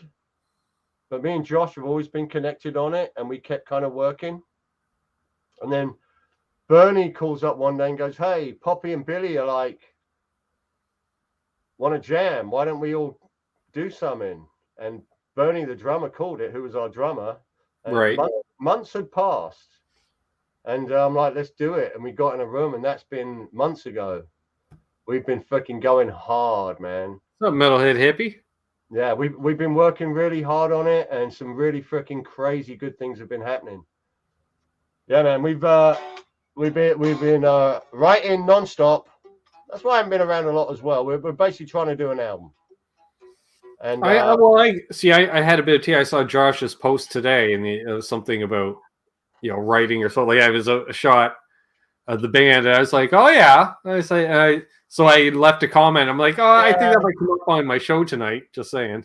Yeah, I mean, Josh is. I've never seen Josh so fired up with this collective, because Josh was actually in a band with Poppy, the bass player. Poppy used to be in a band called Jesus Chrysler back in the day, which Taylor Hawkins drummed with a few times, and they were kind of a bit of thing back in San Clemente back in the day. So we're all kind of named. They're all Poppy and Josh have been friends since like 6 years old, and been in bands forever. And for those who don't know, Josh, my singer, he was in a band called The Flies in the early 2000s. He had a big freaking hit. They did a stadium tour with the Stones. The Stones liked the band, because they were radio play at that point, and took them on tour with them on a freaking stadium tour across the States. And for me, Josh's voice, I mean, my big guys, Cornell, Staley, all the big grunge freaking. He can do it all. Josh is that voice, and to be in a band just blows my freaking mind. And we're just freaking on it right now. And Josh is fired up like crazy. It's just and he is such a kind soul. I got some time with him, and he's a super sweet guy, and his voice is on point. Like he is. Because like when you guys were jamming, unless I'm like, okay, because he'll use some reverbs and delays as a vocalist should, but I'd pop off the can, so I'm hearing him acoustically too, and I'm like, dude, it trips me out. His voice is just so powerful. It's just immense, and what comes with it, with his energy and his kind of his mindset and his delirium, like most singers have, where they're just. Because he's a trip. He's got a lot on board. He's from the Paskowitz family, and very famous surfing family on the West Coast. His dad was like some nuclear physicist, and one day back in the 70s decided to get out of all that industry and bring his kids up in a bus, a big freaking RV bus, and they went up and down the coast, just surf schools all across, and they're a very famous family. It was like 9 kids in this bus. Josh never went to school. Very different family. Yeah. And But dude, we're on fire right now, and you know when you work hard at it and you keep pushing and pushing, things happen. And I've been trying to work with this, a producer who's we kind of got a connection with, and it looks like we're going to do something with him. He's been coming at the rehearsals and producing us a little bit. We've got a couple of people involved. A guy called Cameron Webb, and he produced the last 5 Motorhead albums. He's worked with a lot of the big bands through the 2000s, Danzig, freaking Limp Bizkit, a lot of the big stars, and he's going to work with us. So it's been freaking nuts. So right now it's heads down, and fucking I'm going to make the music I've always wanted to fucking make. Nice. You know, we had something going back in the early 2000s. We had a record deal, and we got fucking shelved, and we got screwed. You know, I dedicated my life to that band for many years, and we got fucked by a record company. And yeah, you did. If I'd known, if my head was, if what I'd known now back then on how to deal with different situations, you know, it's so trippy. But all of us, we're all old fucks, and to be in this situation and to be so creative right now and create the music, it's fucking 90s, man. It's fucking, we're reliving in the 90s. We're right. Yeah, but it's good. It ain't for no one but for us, you know. Everyone will hear like it. If any of the new stuff you've written since the last stuff I've heard, like the stuff that I've heard is just fucking awesome. Because I was just like, wow, this is like Soundgarden meets Zeppelin meets Alice in Chains. That's and the thing, like, because it ain't for us. What I feel is we ain't just 90s. We've got a 70s. We have this 70s, like heavy 70s vibe, like extreme, pure rock and roll, fucking 70s rock. And it's the two of them. It's for some reason it's clicking. And dude, it's right now. I'm fucking feeling it, man. It's cool, really cool. So we got exciting things happening. What I'm gonna do is I'm going to film the whole thing. Right now we're at we're like in this low key.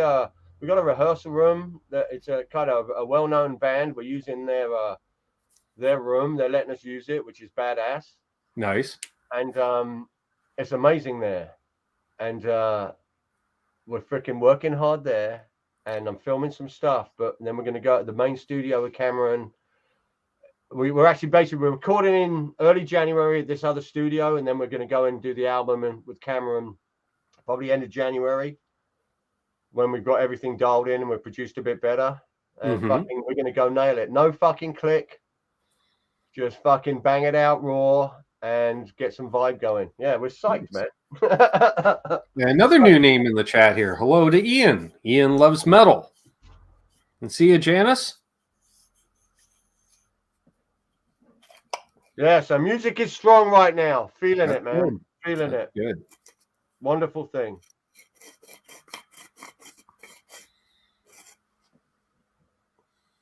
Want to make some old tones as well. Don't want to fuck around. You know, now everything sounds the same kind of with the production. Yep. The actual sound of it. Yep. I mean, it's not like you can go back to tape anymore, but you can certainly get away from the click track and just be a bit But more at least normal. you mix your own stuff, and do not do that. Was it aligned to grid bullshit? No, it can't happen. It's so easy to want to do that, but it sucks the living shit out of a drummer unless they're so good. But if you want that pure, like our drummer he's Animal from the Muppets. I mean, he's uncontrollable. Yeah. You know, like in mellow sections, we've been having, he's like, you know. Hey, I fed him beer. I know what it's like. You know what Bernie's like. I know exactly what Bernie's like. Mellow, I'm like, Bernie, don't try and play mellow. You know, because I've done this with drummer. You know, when we were signed before, we lost our original drummer because we sucked the living shit. We just sucked it out of him. He was throwing clicks to play to, and he just became rigid, and it killed him. He's actually doing well now, and he's successful. But man, that was gnarly for him. We got Michael B in the chat. Michael B, happy Christmas, brother. Awesome. Yeah, but we'll gigs, go for a while. Yeah. Gigs. Who knows? With gigs, we might do some kind of New Year's Eve show. We got some rehearsal room. We played it a couple of years ago, and he normally throws like a party. Like so Ian loves metal is Ian Nunes. Well, all right. Well, now I know. There you go. I don't know if I said hello to Eddie Van It's Haskell. easy when someone aligned it to the grid. Oh my lord, could you imagine?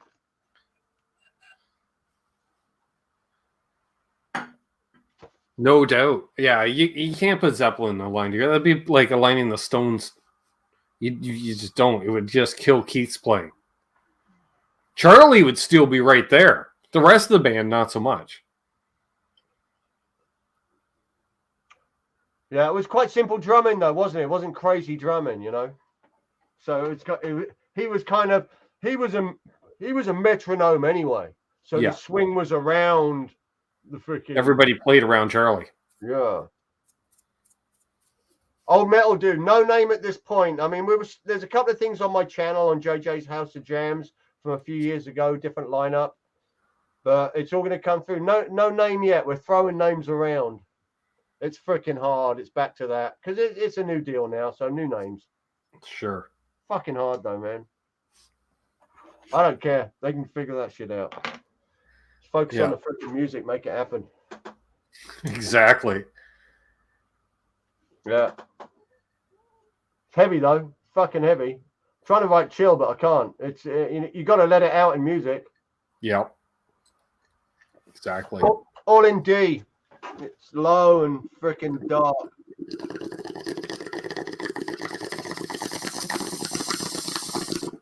Nothing happy about it whatsoever. Shit, maybe we need to write a fucking happy song in these fucking dark times. I don't know. You could try. Probably won't work. Glass saxophone. I like the word glass. I do. Yeah, I was playing the glass saxophone. It's got to be in a relevant name. I mean, fucking names. Yeah. Glass saxophone only works if you're a total stoner rock band.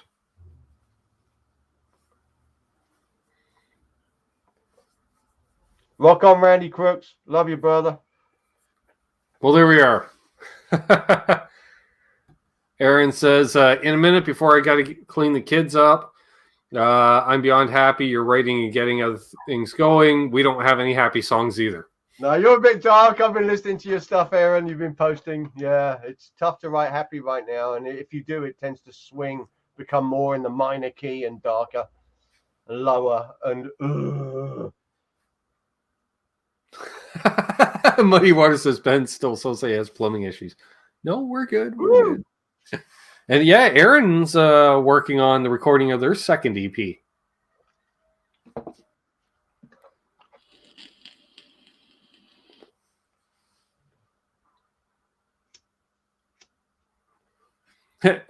Old Metal Dude just wants to call it JJ and the House of Jams.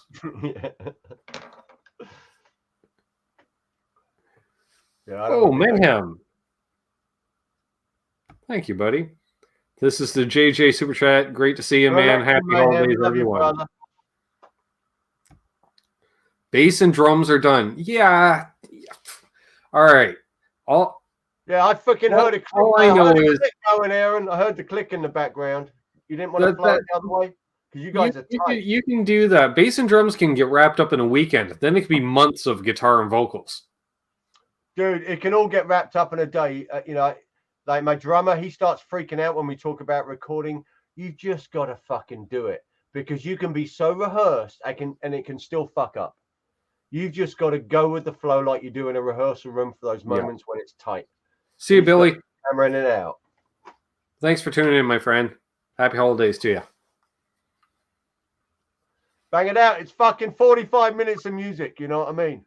Yeah. Look at the Beatles thing. Not to fucking harp on anything with the Beatles thing, because I am loving the Beatles thing. We should talk about that a little bit, actually. And we should talk about the new PV amp as well, just to talk about it. But the Beatles thing, people are like, God, it's so amazing to see how the songs come together and they just do this and this, and there it is. Well, that's pretty much how it fucking works anyway. Yeah.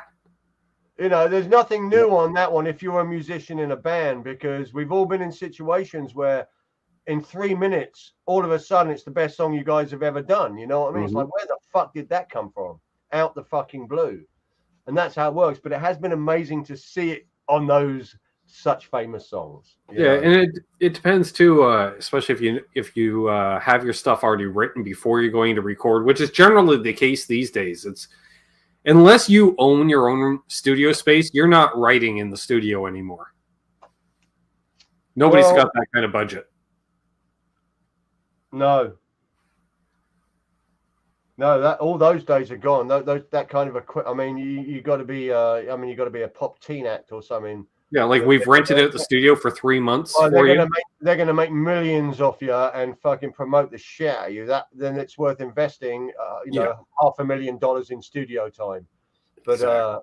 Those days are gone for a lot of bands now, and a lot of bands are killing it. Like Aaron's killing it. I'm looking at. Are you recording in where you rehearse, Aaron? I'm looking at your setup there, but that's the way to freaking do it. Yeah, man. because Eddie's studio is where they rehearse. So basically, What's hard though is being too close to the songs. That's why it's having that outside independent person who you can trust. Because when you get so close to the songs, you almost don't want you can't hear them. It's so weird. You don't like your own music almost. You know what I mean? It's so special to you. That's weird though with Eddie though. Eddie is like, if Eddie gets the nickname Steady Eddie, like that guy is just even keeled. Like nothing phases him. It's like he's seen it all. I can see him like as the inside guy being the drummer that's recording them. So Eddie's the man then. So he's the drummer who is the guy behind. Okay, well, there you go. Yeah. If you've got someone who can I'm that guy in our band. I can record it all here, but it's just, and I've done it for fucking 3 years, and we've got some badass shit. But you want someone else to fucking do it for me. I'm just like, God, get it away from me. Let someone else's ears fucking take over this. I want to play guitar and make some fucking noise. Yeah. That's all I want to do. I got some good ideas, and I'll throw down and back someone up, but man, it's too much. Taking the recording on as well is really hard. Ringo was that guy for the Beatles. Yeah, that's what I haven't seen it, but from what the consensus I've got was like Ringo was just the team player. He's just there to work. Well, man, it takes certain characters to make the thing flow. And when you have the people connecting like that, Ringo really was. And look at that, the dude on the keys when he rolled in. Just the boost it created. Mm-hmm. Was so immense. Billy Preston? It took it to another level. Yeah, Billy Preston. It just took it to another level. Mm-hmm. How Ringo knew what to play on the drums, no matter what. Very simple beats, but so in the rhythm and so perfect for what it needed to be. If it was anything else, it was like, holy moly, man. Mm-hmm. He's never heard this, and he's just going to lay down that drum beat like that, and there it is. And he doesn't change it. There it is. That's the one. Mm-hmm. I loved it. And I've got a completely... I did not like Paul McCartney. I did not like Linda McCartney. I did not like Yoko Ono. Now I love them all. Poor Yoko. I just want to hug her now. I feel so fucking bad for my thoughts over the years. She's just a chill, stony chick sitting there just... Because John's so fucking weak in his character, he needs her right by his fucking side. She would have been happy 50 yards reading her book over in the corner. Sure. He wanted her there. Mm-hmm. She got a bad rap. Linda as well. I thought she was up her ass. She was the sweetest thing. And Paul, what a fucking genius. He was the genius behind John Lennon. Again, they're all geniuses, but Paul was just mental. Yeah, so creative, creative, and a bunch of nice new Fender gear to play with. Well, it's brand new, but like someone was saying the other day, it wasn't nothing special. That I was like buying stuff today. It wasn't vintage. No, the woods weren't aged. Nothing was. No, it was you bought new gear for the new album. Came in a box, out of tune, like the guitars of today. Yeah. Yeah, right on, Ben Tom. Paul blew my mind. Yeah, well, yeah, it'd be the exact same today. You're in the studio and like it'd be like, hey, Friedman sending you some stuff over. Okay. It's gonna come in a box, come in some crates, whatever. Here you go. Yeah, I learned a lot. I haven't finished the series. I watched the first one and the second one, but the first one was awesome. And as much as I've played music and been in many situations and recording studios and Yeah. writing music and rehearsals, just to step back and go, God, it's that simple. All you need to do is stop fucking playing and look at what we just played and reassess it, change it, and make it right, and carry on with the fucking song rather than just keep blaring it out and blaring it out. You have to stop and focus on the music. You have to. And it made me snap back into it. In our first rehearsal after that, it's like, right, we're not just going to jam through it 3 or 4 times. I was just thinking, how many bands did a band member watch the Beatles doc and then totally came to their next rehearsal, totally refocused, I was so invigorated and so inspired. It was just, it took me to another level. It just got me so inspired. And I was already at that fucking level, but it tipped it over, man. And I'm still reeling on it. I'm still like, God, because when you get that positive about it, it just keeps fucking going. Yeah. Yeah, it just blew my fucking mind, that Beatles thing. Yeah, I was getting the vibe, like, musically, had they stuck together, they were kind of almost turning into the band in many ways. It's just, we're just playing. They didn't need to continue. It was done. They're hundreds of fucking songs. They were all burned out. Well, and that was the thing. And what they were playing was so different, album to album, that it just got to the point where they were all just rediscovering their own playing, and you could hear it in that album where it just came with that folksy blues rock bass. And which very much, like I say, like the band or bands like that, Grateful Dead, where you can hear those foundations, but it was their own thing. What they needed, they were young enough. They needed like a 10-year break, which is kind of what happened. And then reformed and made an album. That's what would have been incredible. Not just carrying on, just to reform years down the line, because they'd have been in their 40s.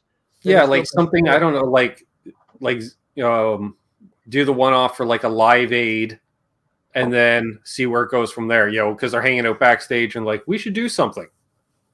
But you look into it, or like the Imagine, when he plays the Imagine lick on the piano, and it's like, well, fucking there it is. It's like, there it is. Before the songs even existed, there's the Imagine lick coming out. Paul's fingers on the piano. How far, you never know how, what was that the first time he played that lick, and that was it, just coming out, and John heard it, and did they look back at footage? Who knows how that came to be like that? But it goes to show, because you record everything. If you're in a band, you record everything, because that 2 minutes of magic where you go, God, that was good, let's do it again, it never comes back again. You've lost that 2 minutes. But if you can stop and listen to it, it's fucking there. I got a riff right now, recorded a couple of days ago. I'll be damned if I can freaking recreate it. I cannot recreate it, and it sounds pretty simple, and I try and do it, and I cannot get it. I cannot do it, but I've got it recorded. Getting that feel and that for that minute, Yeah, guys, music talk. I'll fucking blabber all night long. This is outside of my daytime working and my bullshit there. Music is still such a passion in my life. Love it. Well, that's what I'm thinking, Mayhem. The lure of the financial of the 80s, they would have been like the Eagles or the Stones. They could have just every few years get together, play for a summer stadium tour. Well, they all did that individually. Yeah. They all carried on doing it. But if John had stayed alive and they could, if he wasn't killed by that fucking crazy motherfucker, then years down the road, they could have said, fucking, let's, like they do with all these bands. 10 years later, here we are doing another fucking album. Yeah, especially, like I say, with the corporate machine. And now they're doing another album 10, 15 years later. See you, Dave. Have a great night, my friend. I'm not good with keeping up with music and songs and albums and all that, though. So who has done that? Who has stopped and then come back together 10 years later and created this crazy-ass album? You know what I mean? Which was better than anything. The new Dinosaur Jr. stuff is awesome. It sounds just like the I haven't heard the album yet, but there's the thing. Because it's Murph, Lou, and Jay, and it sounds like Dinosaur Jr. in all its awesomeness. I put Valley of the Season on by the Screaming Trees, and I'm like, God, that sounds like us. Blew my mind. I'm like, fuck, they're in D as well. It tripped me out. I'm like, we have honed into our 90s fucking, aura. We totally have. Love or hate the 90s. I know for a lot of people, maybe in the chat, maybe not. I know the Johnny Bean crew and all that lot fucking, some of them hate the fact it killed the 80s thing, but man, fucking love that 90s period. It had to, though. So immense. And the energy in the crowds in the fucking, the shows were just so intense. Yep. Crazy times. Yeah, Dinosaur Jr. Back on tour, man. Just sick. Yep. I really got to catch them at some point. Although they're so fucking loud. Still, I got to catch them at some point. Yeah, Scott Brockway. Bands run their course and that's it. They kind of do, and they'll come back as a different kind of. Well, then, yeah, if you're coming back just to recycle the old hits, now you've become a corporate machine. That's a different thing. If you're coming back with a whole, in some way, shape, or form, it's become a business. Thoughts on life for those years apart, and their noodlings all come. Everyone noodles, and they all come back with their little noodlings over the years and go, "Let's put this together." What is that? That's what I'm fucking doing. Yeah. Agreed, Alan. And good to see you. Yeah, there you go, Alan. Alice in Chains was my favorite too. I mean, just unstoppable.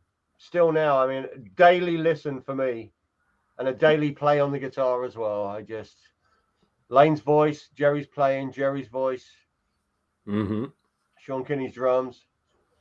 Damn, the emotion in that voice, the emotion kills me.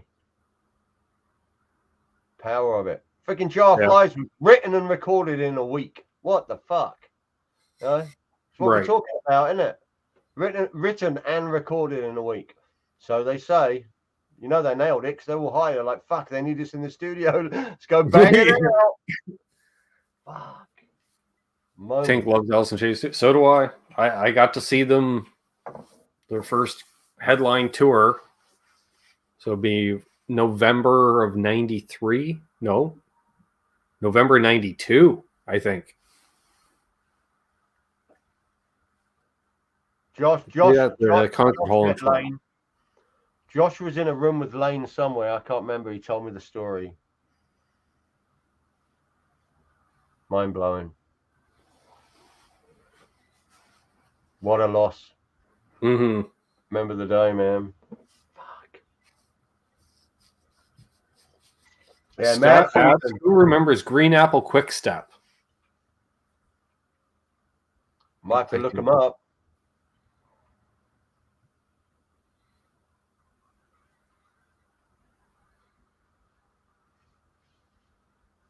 Cheers, old metal dude. Have a good one, my friend. Peace out, brother.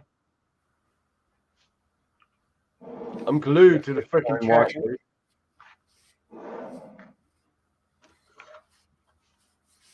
That was pre-Alice in Chains. Ah, okay.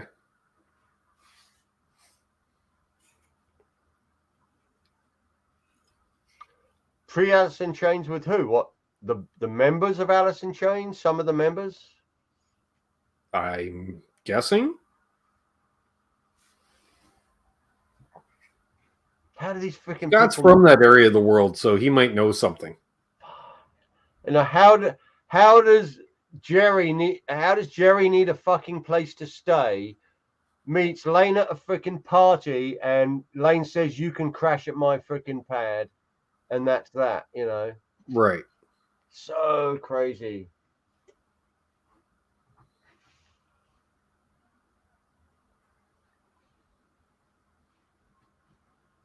What? You want the Coke?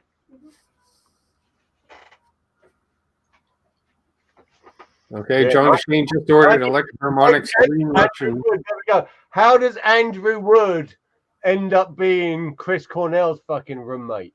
How does that fucking happen? All in that town. Jeez, such talent. We had that in Brighton.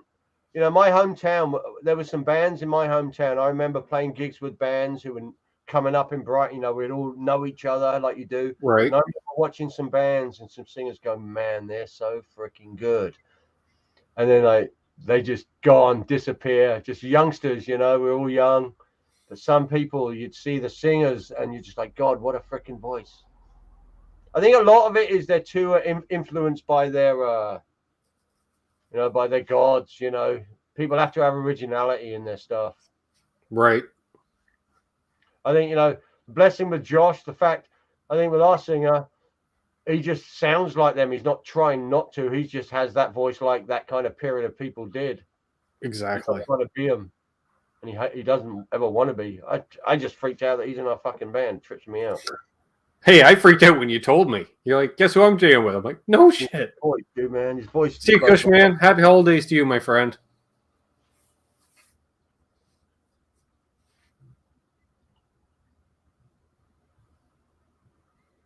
Yeah, check out Josh, man. Check out the Flies. And also, he's on a album with Masters of Reality as well. He does a song on there with Josh Homme. Need to get Josh back out there, man. He's such a legend voice. Yeah. You're gonna hear it. I remember that was his biggest thing was when you introduced me to him and we talked for a couple of seconds. I'm like, yeah, I know who you are. And he was blown away that he's like, well, you're a humble man. This guy in Canada. I'm like, dude, I performed your music on stage. He's like, no shit. And he was just blown away by that. He couldn't believe that bands were covering his songs still decades later. I was like, dude, it's a huge hit. It's a great song. I rehearsed the other night, you know, he loves his voice. He's proud of his voice, you know, and he looks after his voice. And I'm like, you know what, the pros of not being in that stardom, what you had back in the day for all those years, not pushing your voice and killing your voice. Even though we're old fucks now, your voice is still so fucking strong. You haven't burnt it out for freaking the last 15 years. You know what I mean? His voice is so strong, dude. Like glass shattering strong. It's crazy. When he gets that mic, dude, Jesus. Yeah, Queen of the Stone Age, man. Yeah, talking to them, check this out.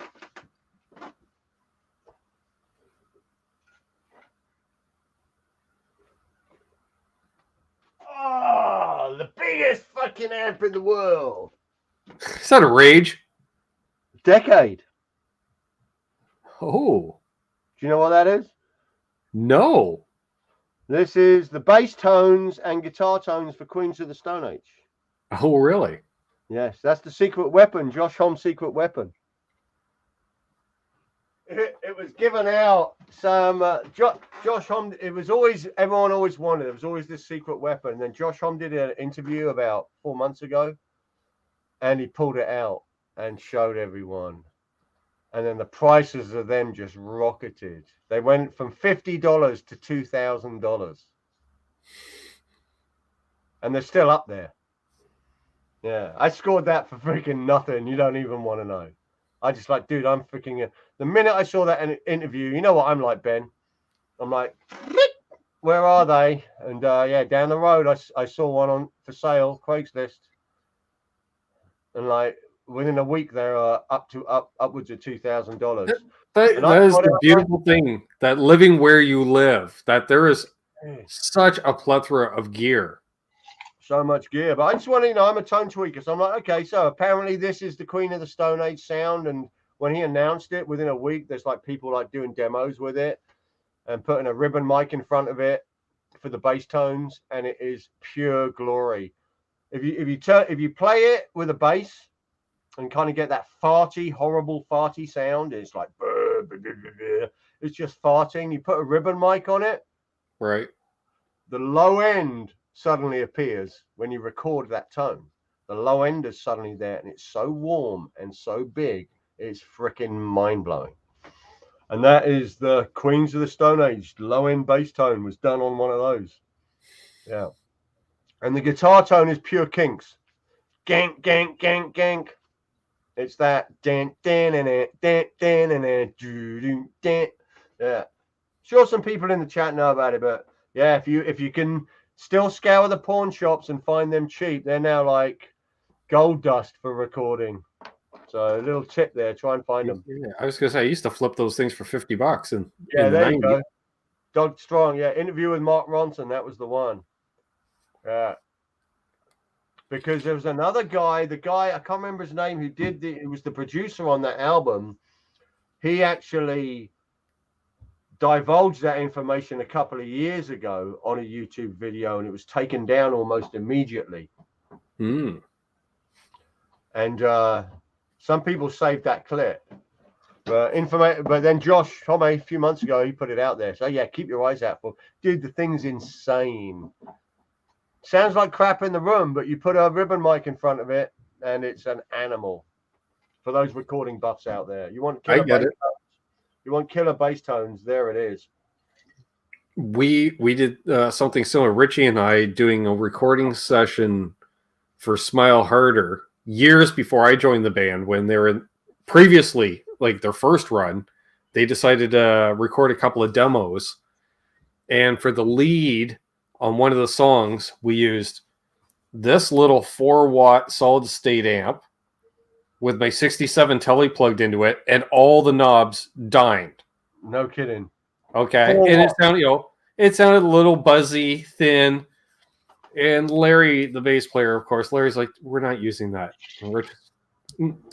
We just mic'd it up just with a Shure SM58, threw it through, compressed it a bit, and it was Keith Richards all the way." And Wow. And Larry's just like, "How? What? Huh?" Production. It's just, once you EQ'd it. Secrets. Yeah. Hey, Metalhead Hippie. later, hippie. Yeah, Metalhead Hippie's going live in a few minutes, folks. So check that out once we're done. He's going live in like 1 minute. So yeah, you got to roll. It might have been Chris Goss who produced that one, Michael Krause. Yeah, Chris Goss. Yeah, the godfather of the desert sound, Caius and whatnot. Incredible. I dig it.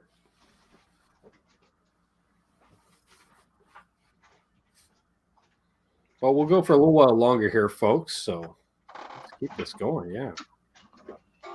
Yeah, this thing, man, is freaking insane. I'm tripping on the pickup. Yeah, I can't believe you ended up with that guitar. I had to. It was always my dream, and a couple of trades here and there make it happen. Yeah, but that guitar, like that guitar. I love it. I mean, Relic in it, this was the one in the NAMM room, and I dived straight to it. I'm like, man, these pickups are insane. It's so trippy playing the lower output pickups through high gain, just how it opened up. Because dialing it in is so different, and I'm just like, okay, the lower output because first I'm like the pickups. I'm like, okay, let's hear how it is cranked. Right. And it's a whole different animal, just more open, so it just cuts. Dave Freeman knows what he's talking about when it comes to too much gain. Sure. You gotta back it off, man, to cut through. See you, Guitar Man 45. Happy holidays, my friend. Well, these are basic Grover Jackson custom shops, aren't they? Yep. Scott's asking about the 5150 behind you. That's badass. That's badass. I've actually been using that one for rehearsal as well. It's insane amp. Yeah, I mean, I not one thing bad to say about it. I played through it. And it's loud. I mean, really loud. And it's the tone, and you get multiple tones out of it. It's not shrilly. It's just warm and deep, and it's got the thump on the back, and it's a beautiful amp. But it's all about the speakers, I mean, I got many amps. You can get them to sound similar. A lot of people say like Fluff and Ola, their amps all sound the same. Well, they're all coming through the same freaking speaker cab most of the time. Mm-hmm. They haven't got 20 different speaker cabs they're running them through. It's this one or that one or that one. The speakers are what it's all about for the tone. You can some of my amps do not sound good in some of the cabs, but in other cabs they just shine, and it works different with other amps. Speakers are everything. I've got a new love for V30s because now I'm rehearsing again.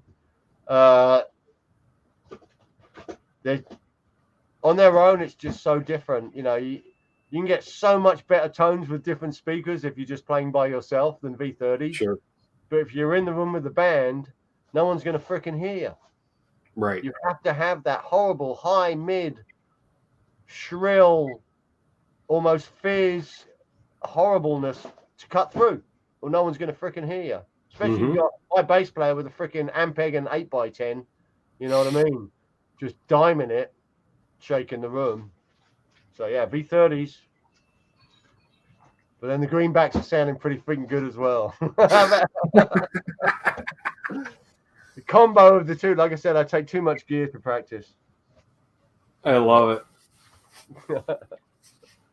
Yeah, there's no other way though.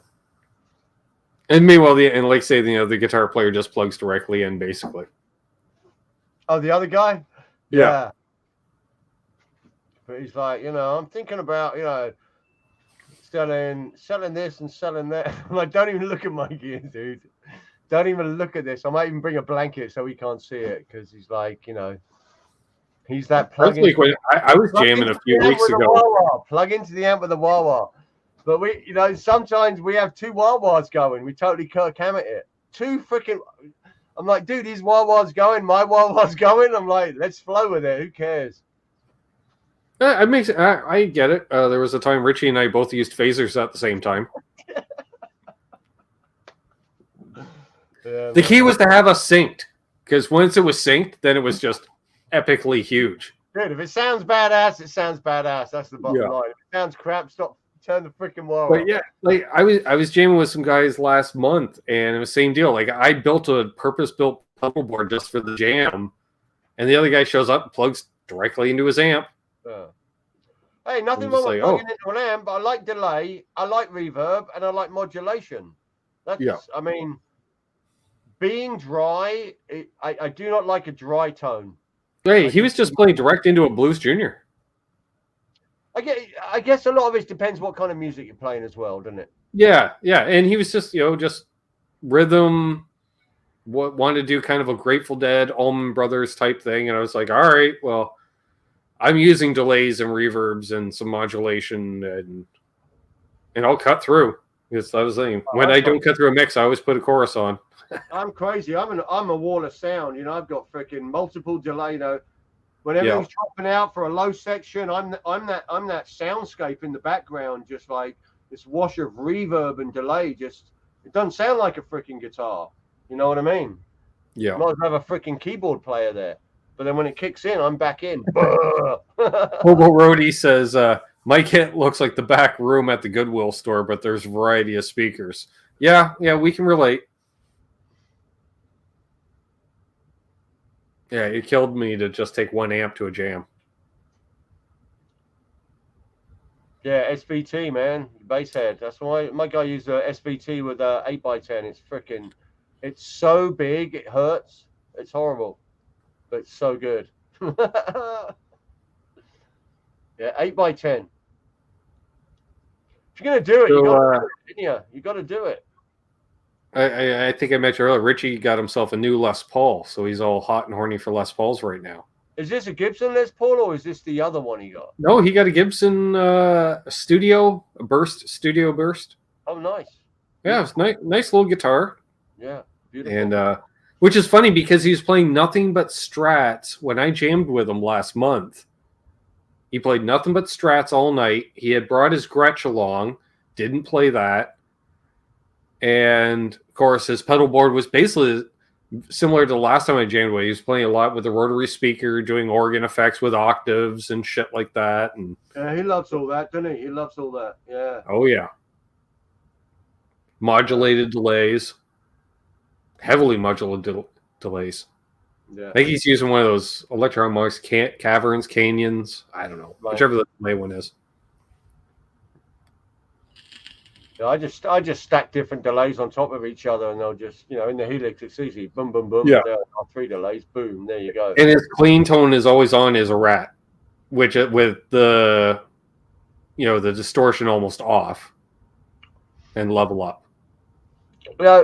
Magic Man says, my car wouldn't fit an 8x10. They call it the fridge, don't they, the 8x10? But when you're actually, everyone like if you haven't seen one in a while, your imagination is this giant fucking thing. But when you're actually with it, it's not that bad. No. It ain't But that it weighs about as much as a fridge. Yeah, but it's got the wheels, isn't it? You freaking wheel that sucker along. Yeah. It's not like you're carrying the freaking thing. I'm just thinking every damn place I've ever played that has stairs. Yeah. You always roll in for load in, and there's two skinny poor bastards trying to lug one of those up a flight of stairs. Dude, we've done it. I used to lug shit everywhere, man. In Holland, touring Holland, all these little tiny buildings, like little tiny spiral staircases. You got to lug your shit up there, you know. Just knuckle busters. Because you're playing squats. You're not even playing venues. You're playing squats. They're old houses that have been converted into venues. Drag your shit in there. You feel bad.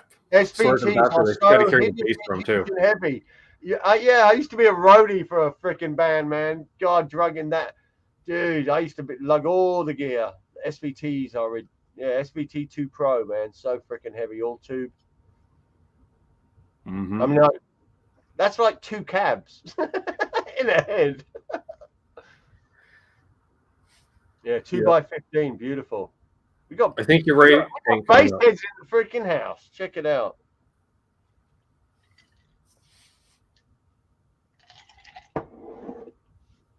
Michael Kress has a 2x15 cab that doesn't have wheels. So do I. Back there. I got a 1x15 Ampeg and a 1x15 Trace Elliott. Yeah, the funny thing, Jay, that 2x15 has a single handle on the side. Yeah. I'm like, right. Yeah, you're carrying that as a single handle.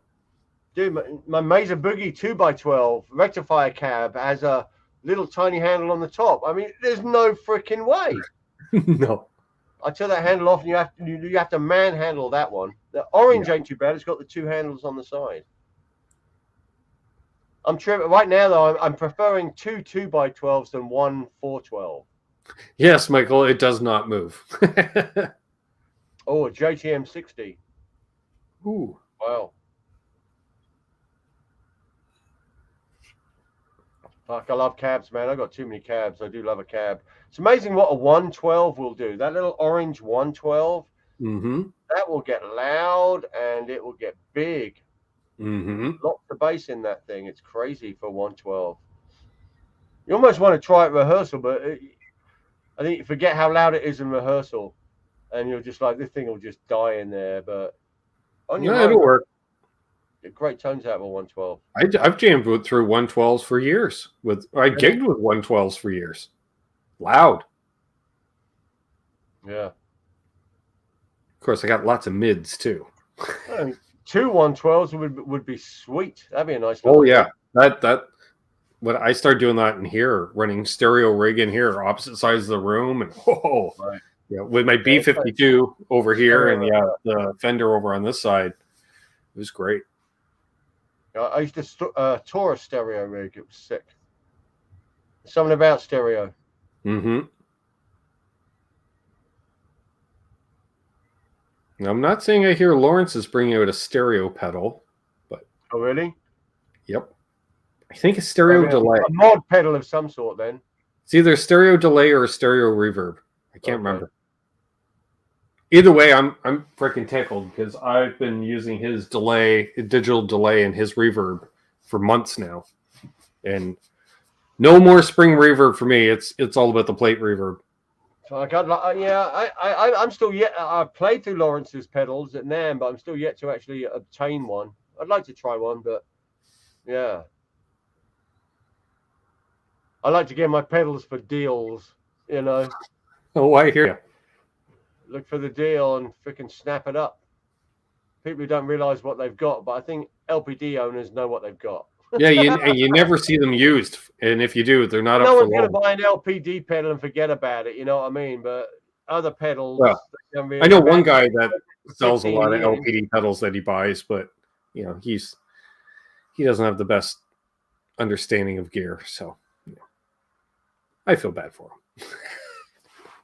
Yeah, I'm trying to think of, pedals exciting me right now that I wanted. I got definitely love that Acapulco Gold, which was sick. That was the last one I got though. I was like, dude, I need to get that pedal, try it out. Used it at a jam as well at a rehearsal, and it's a super loud pedal.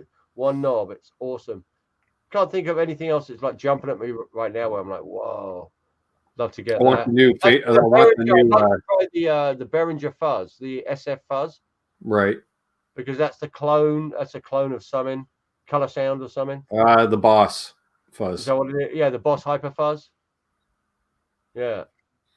I mean, for $20 or whatever, you can't go wrong. But that would literally be for an experiment just to hear how it sounds. Yeah. Extreme. Got an extra I want knob. the new Mxr Phaser. I know that's on my list. Yeah. Dude, again, and not to harp about the freaking Helix again, but the phasers and the flanges, all the mod stuff is so good in there.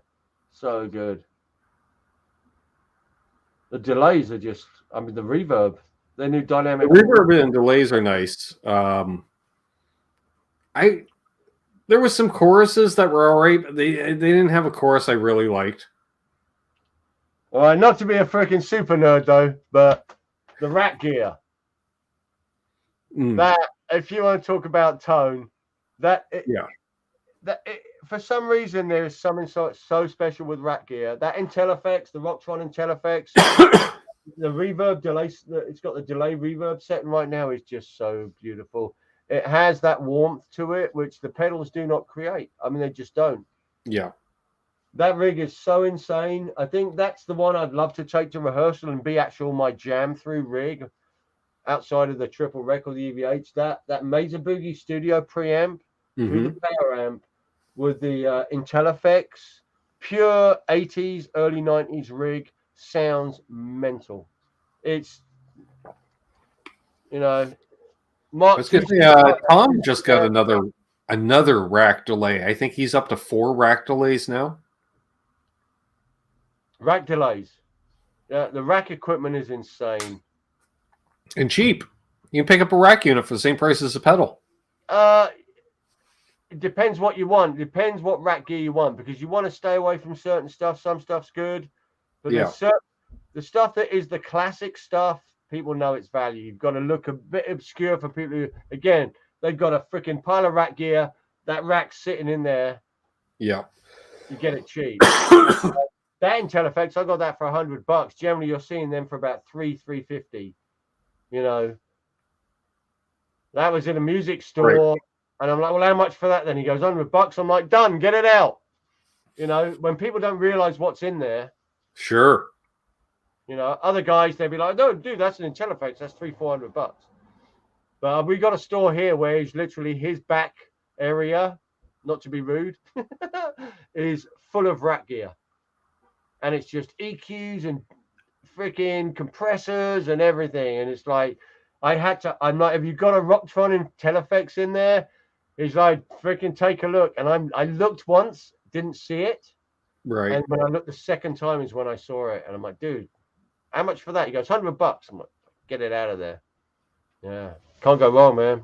But again, we're lucky to have those stores here. But we are, I mean, it's West Coast, isn't it? Yeah. Yeah. Like there's so much surplus rack gear. Like you think, like how many storage units like a band has been paying on for years and years because, you know, it's that tour's whatever stuff. And they're just like, just liquidate it. And it's just another refrigerator rack full of gear, you know. And unfortunately, the weather's here is good as well. So even stuff in storage isn't demolished from moisture. Exactly. You know what I mean? Because some old gear, it's, you know, you get demolished from moisture. But dude, I'm totally psyched on rack gear. I mean, if I could go full rack and drag that out, you know, again, I embarrass myself when I walk into the rehearsal room. So if I roll in with the rack gear, I don't know what the fuck they're going to say. They think. Is it that much different than bringing a Helix, though? Well, if I brought that in, well, I wouldn't. Well, again, the Helix is mainly for routing. I use it, but I'd have that with the Digitech in the back as the delay, OCD in the front for a drive. That you're set. But I like some extreme effects, so then I don't have them. I'd have to back to a massive pedal board. But they're in the Helix. It's for routing. You switch between patches for different. different songs, Right. different tones. One press of a button, there's all your tones, you know? Yeah. It's so easy and it sounds killer. Metalworks like there's an app for that now. Yeah, we know. It's not quite the same though. There's something about that rack gear. Yeah, Rotron Voodoo Valve. Sweet. Yeah, I Who mean, wouldn't want an back in the H3000? 90s, I toured with I used to tour in a stereo rig with Right. a Marshall power amp, 2 power amp, and my JMP1. That was my rig, full stereo, and a pedal board with effects. So I was racked back then. I freaking loved it. Loved it. There's something with it, Industry man. standard back then. Well, in the 90s, it wasn't. That was more 80s, 90s. I was one of the only guys running a JMP1. Everyone was still using heads in the 90s. Oh, I guess so, yeah. We were in freaking 95. We were on stage with computers. So my JMP1 was linked to Nelly, our programmer's computers, who would do beats, heavy dance beats, distorted dance beats. We were a heavy rock. And I would be linked from the JMP into his computer in 95. Wow. So I had one song where we would have a tremolo effect. And it would be through MIDI through that on his computer, and he would have the bits removed to create the tremolo effect. So our whole set was, we were on the grid in the mid 90s. We were on the grid in a freaking Apple computer, freaking full screen. He brought the whole rig out. It was freaking nuts. Yeah, man. That's awesome. Yeah, that fucking JMP1 was so ahead of its time. It's like Dave Friedman said, they should have put that in an amp head, a power amp with a JMP1 as the preamp circuit. They'd have been light years ahead of everyone. All they had to do was put that in a head unit with a power amp, and they were set for the 90s. That's what I was running. Yeah, man. Well, we've gone the better part of 2.5 hours here. We still got 45 people watching. So we've done a good length of a show tonight. Damn. And we've covered a lot of ground. Yeah, I got a Quadraverb too, Michael Kraus. I think I got it in a trade for a pedal or something. They're badass. I like them. They're not the best. I've got one right there. They're pretty cool. Yeah. Oh, one mic hit metal works. Just one vocal mic. We're gonna start doing backing vocals, but that'll be more when we're in the studio. But one mic. Keep thinking about putting one in the kick drum, just to get it beefy in the room, you know. Mm-hmm. Awesome. Well, this has been an awesome pre-holiday hang. JJ, yeah, Merry Christmas. Any parting words as we wrap things up here?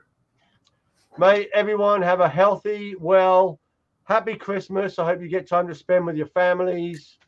If you're traveling, travel safe. I love you all.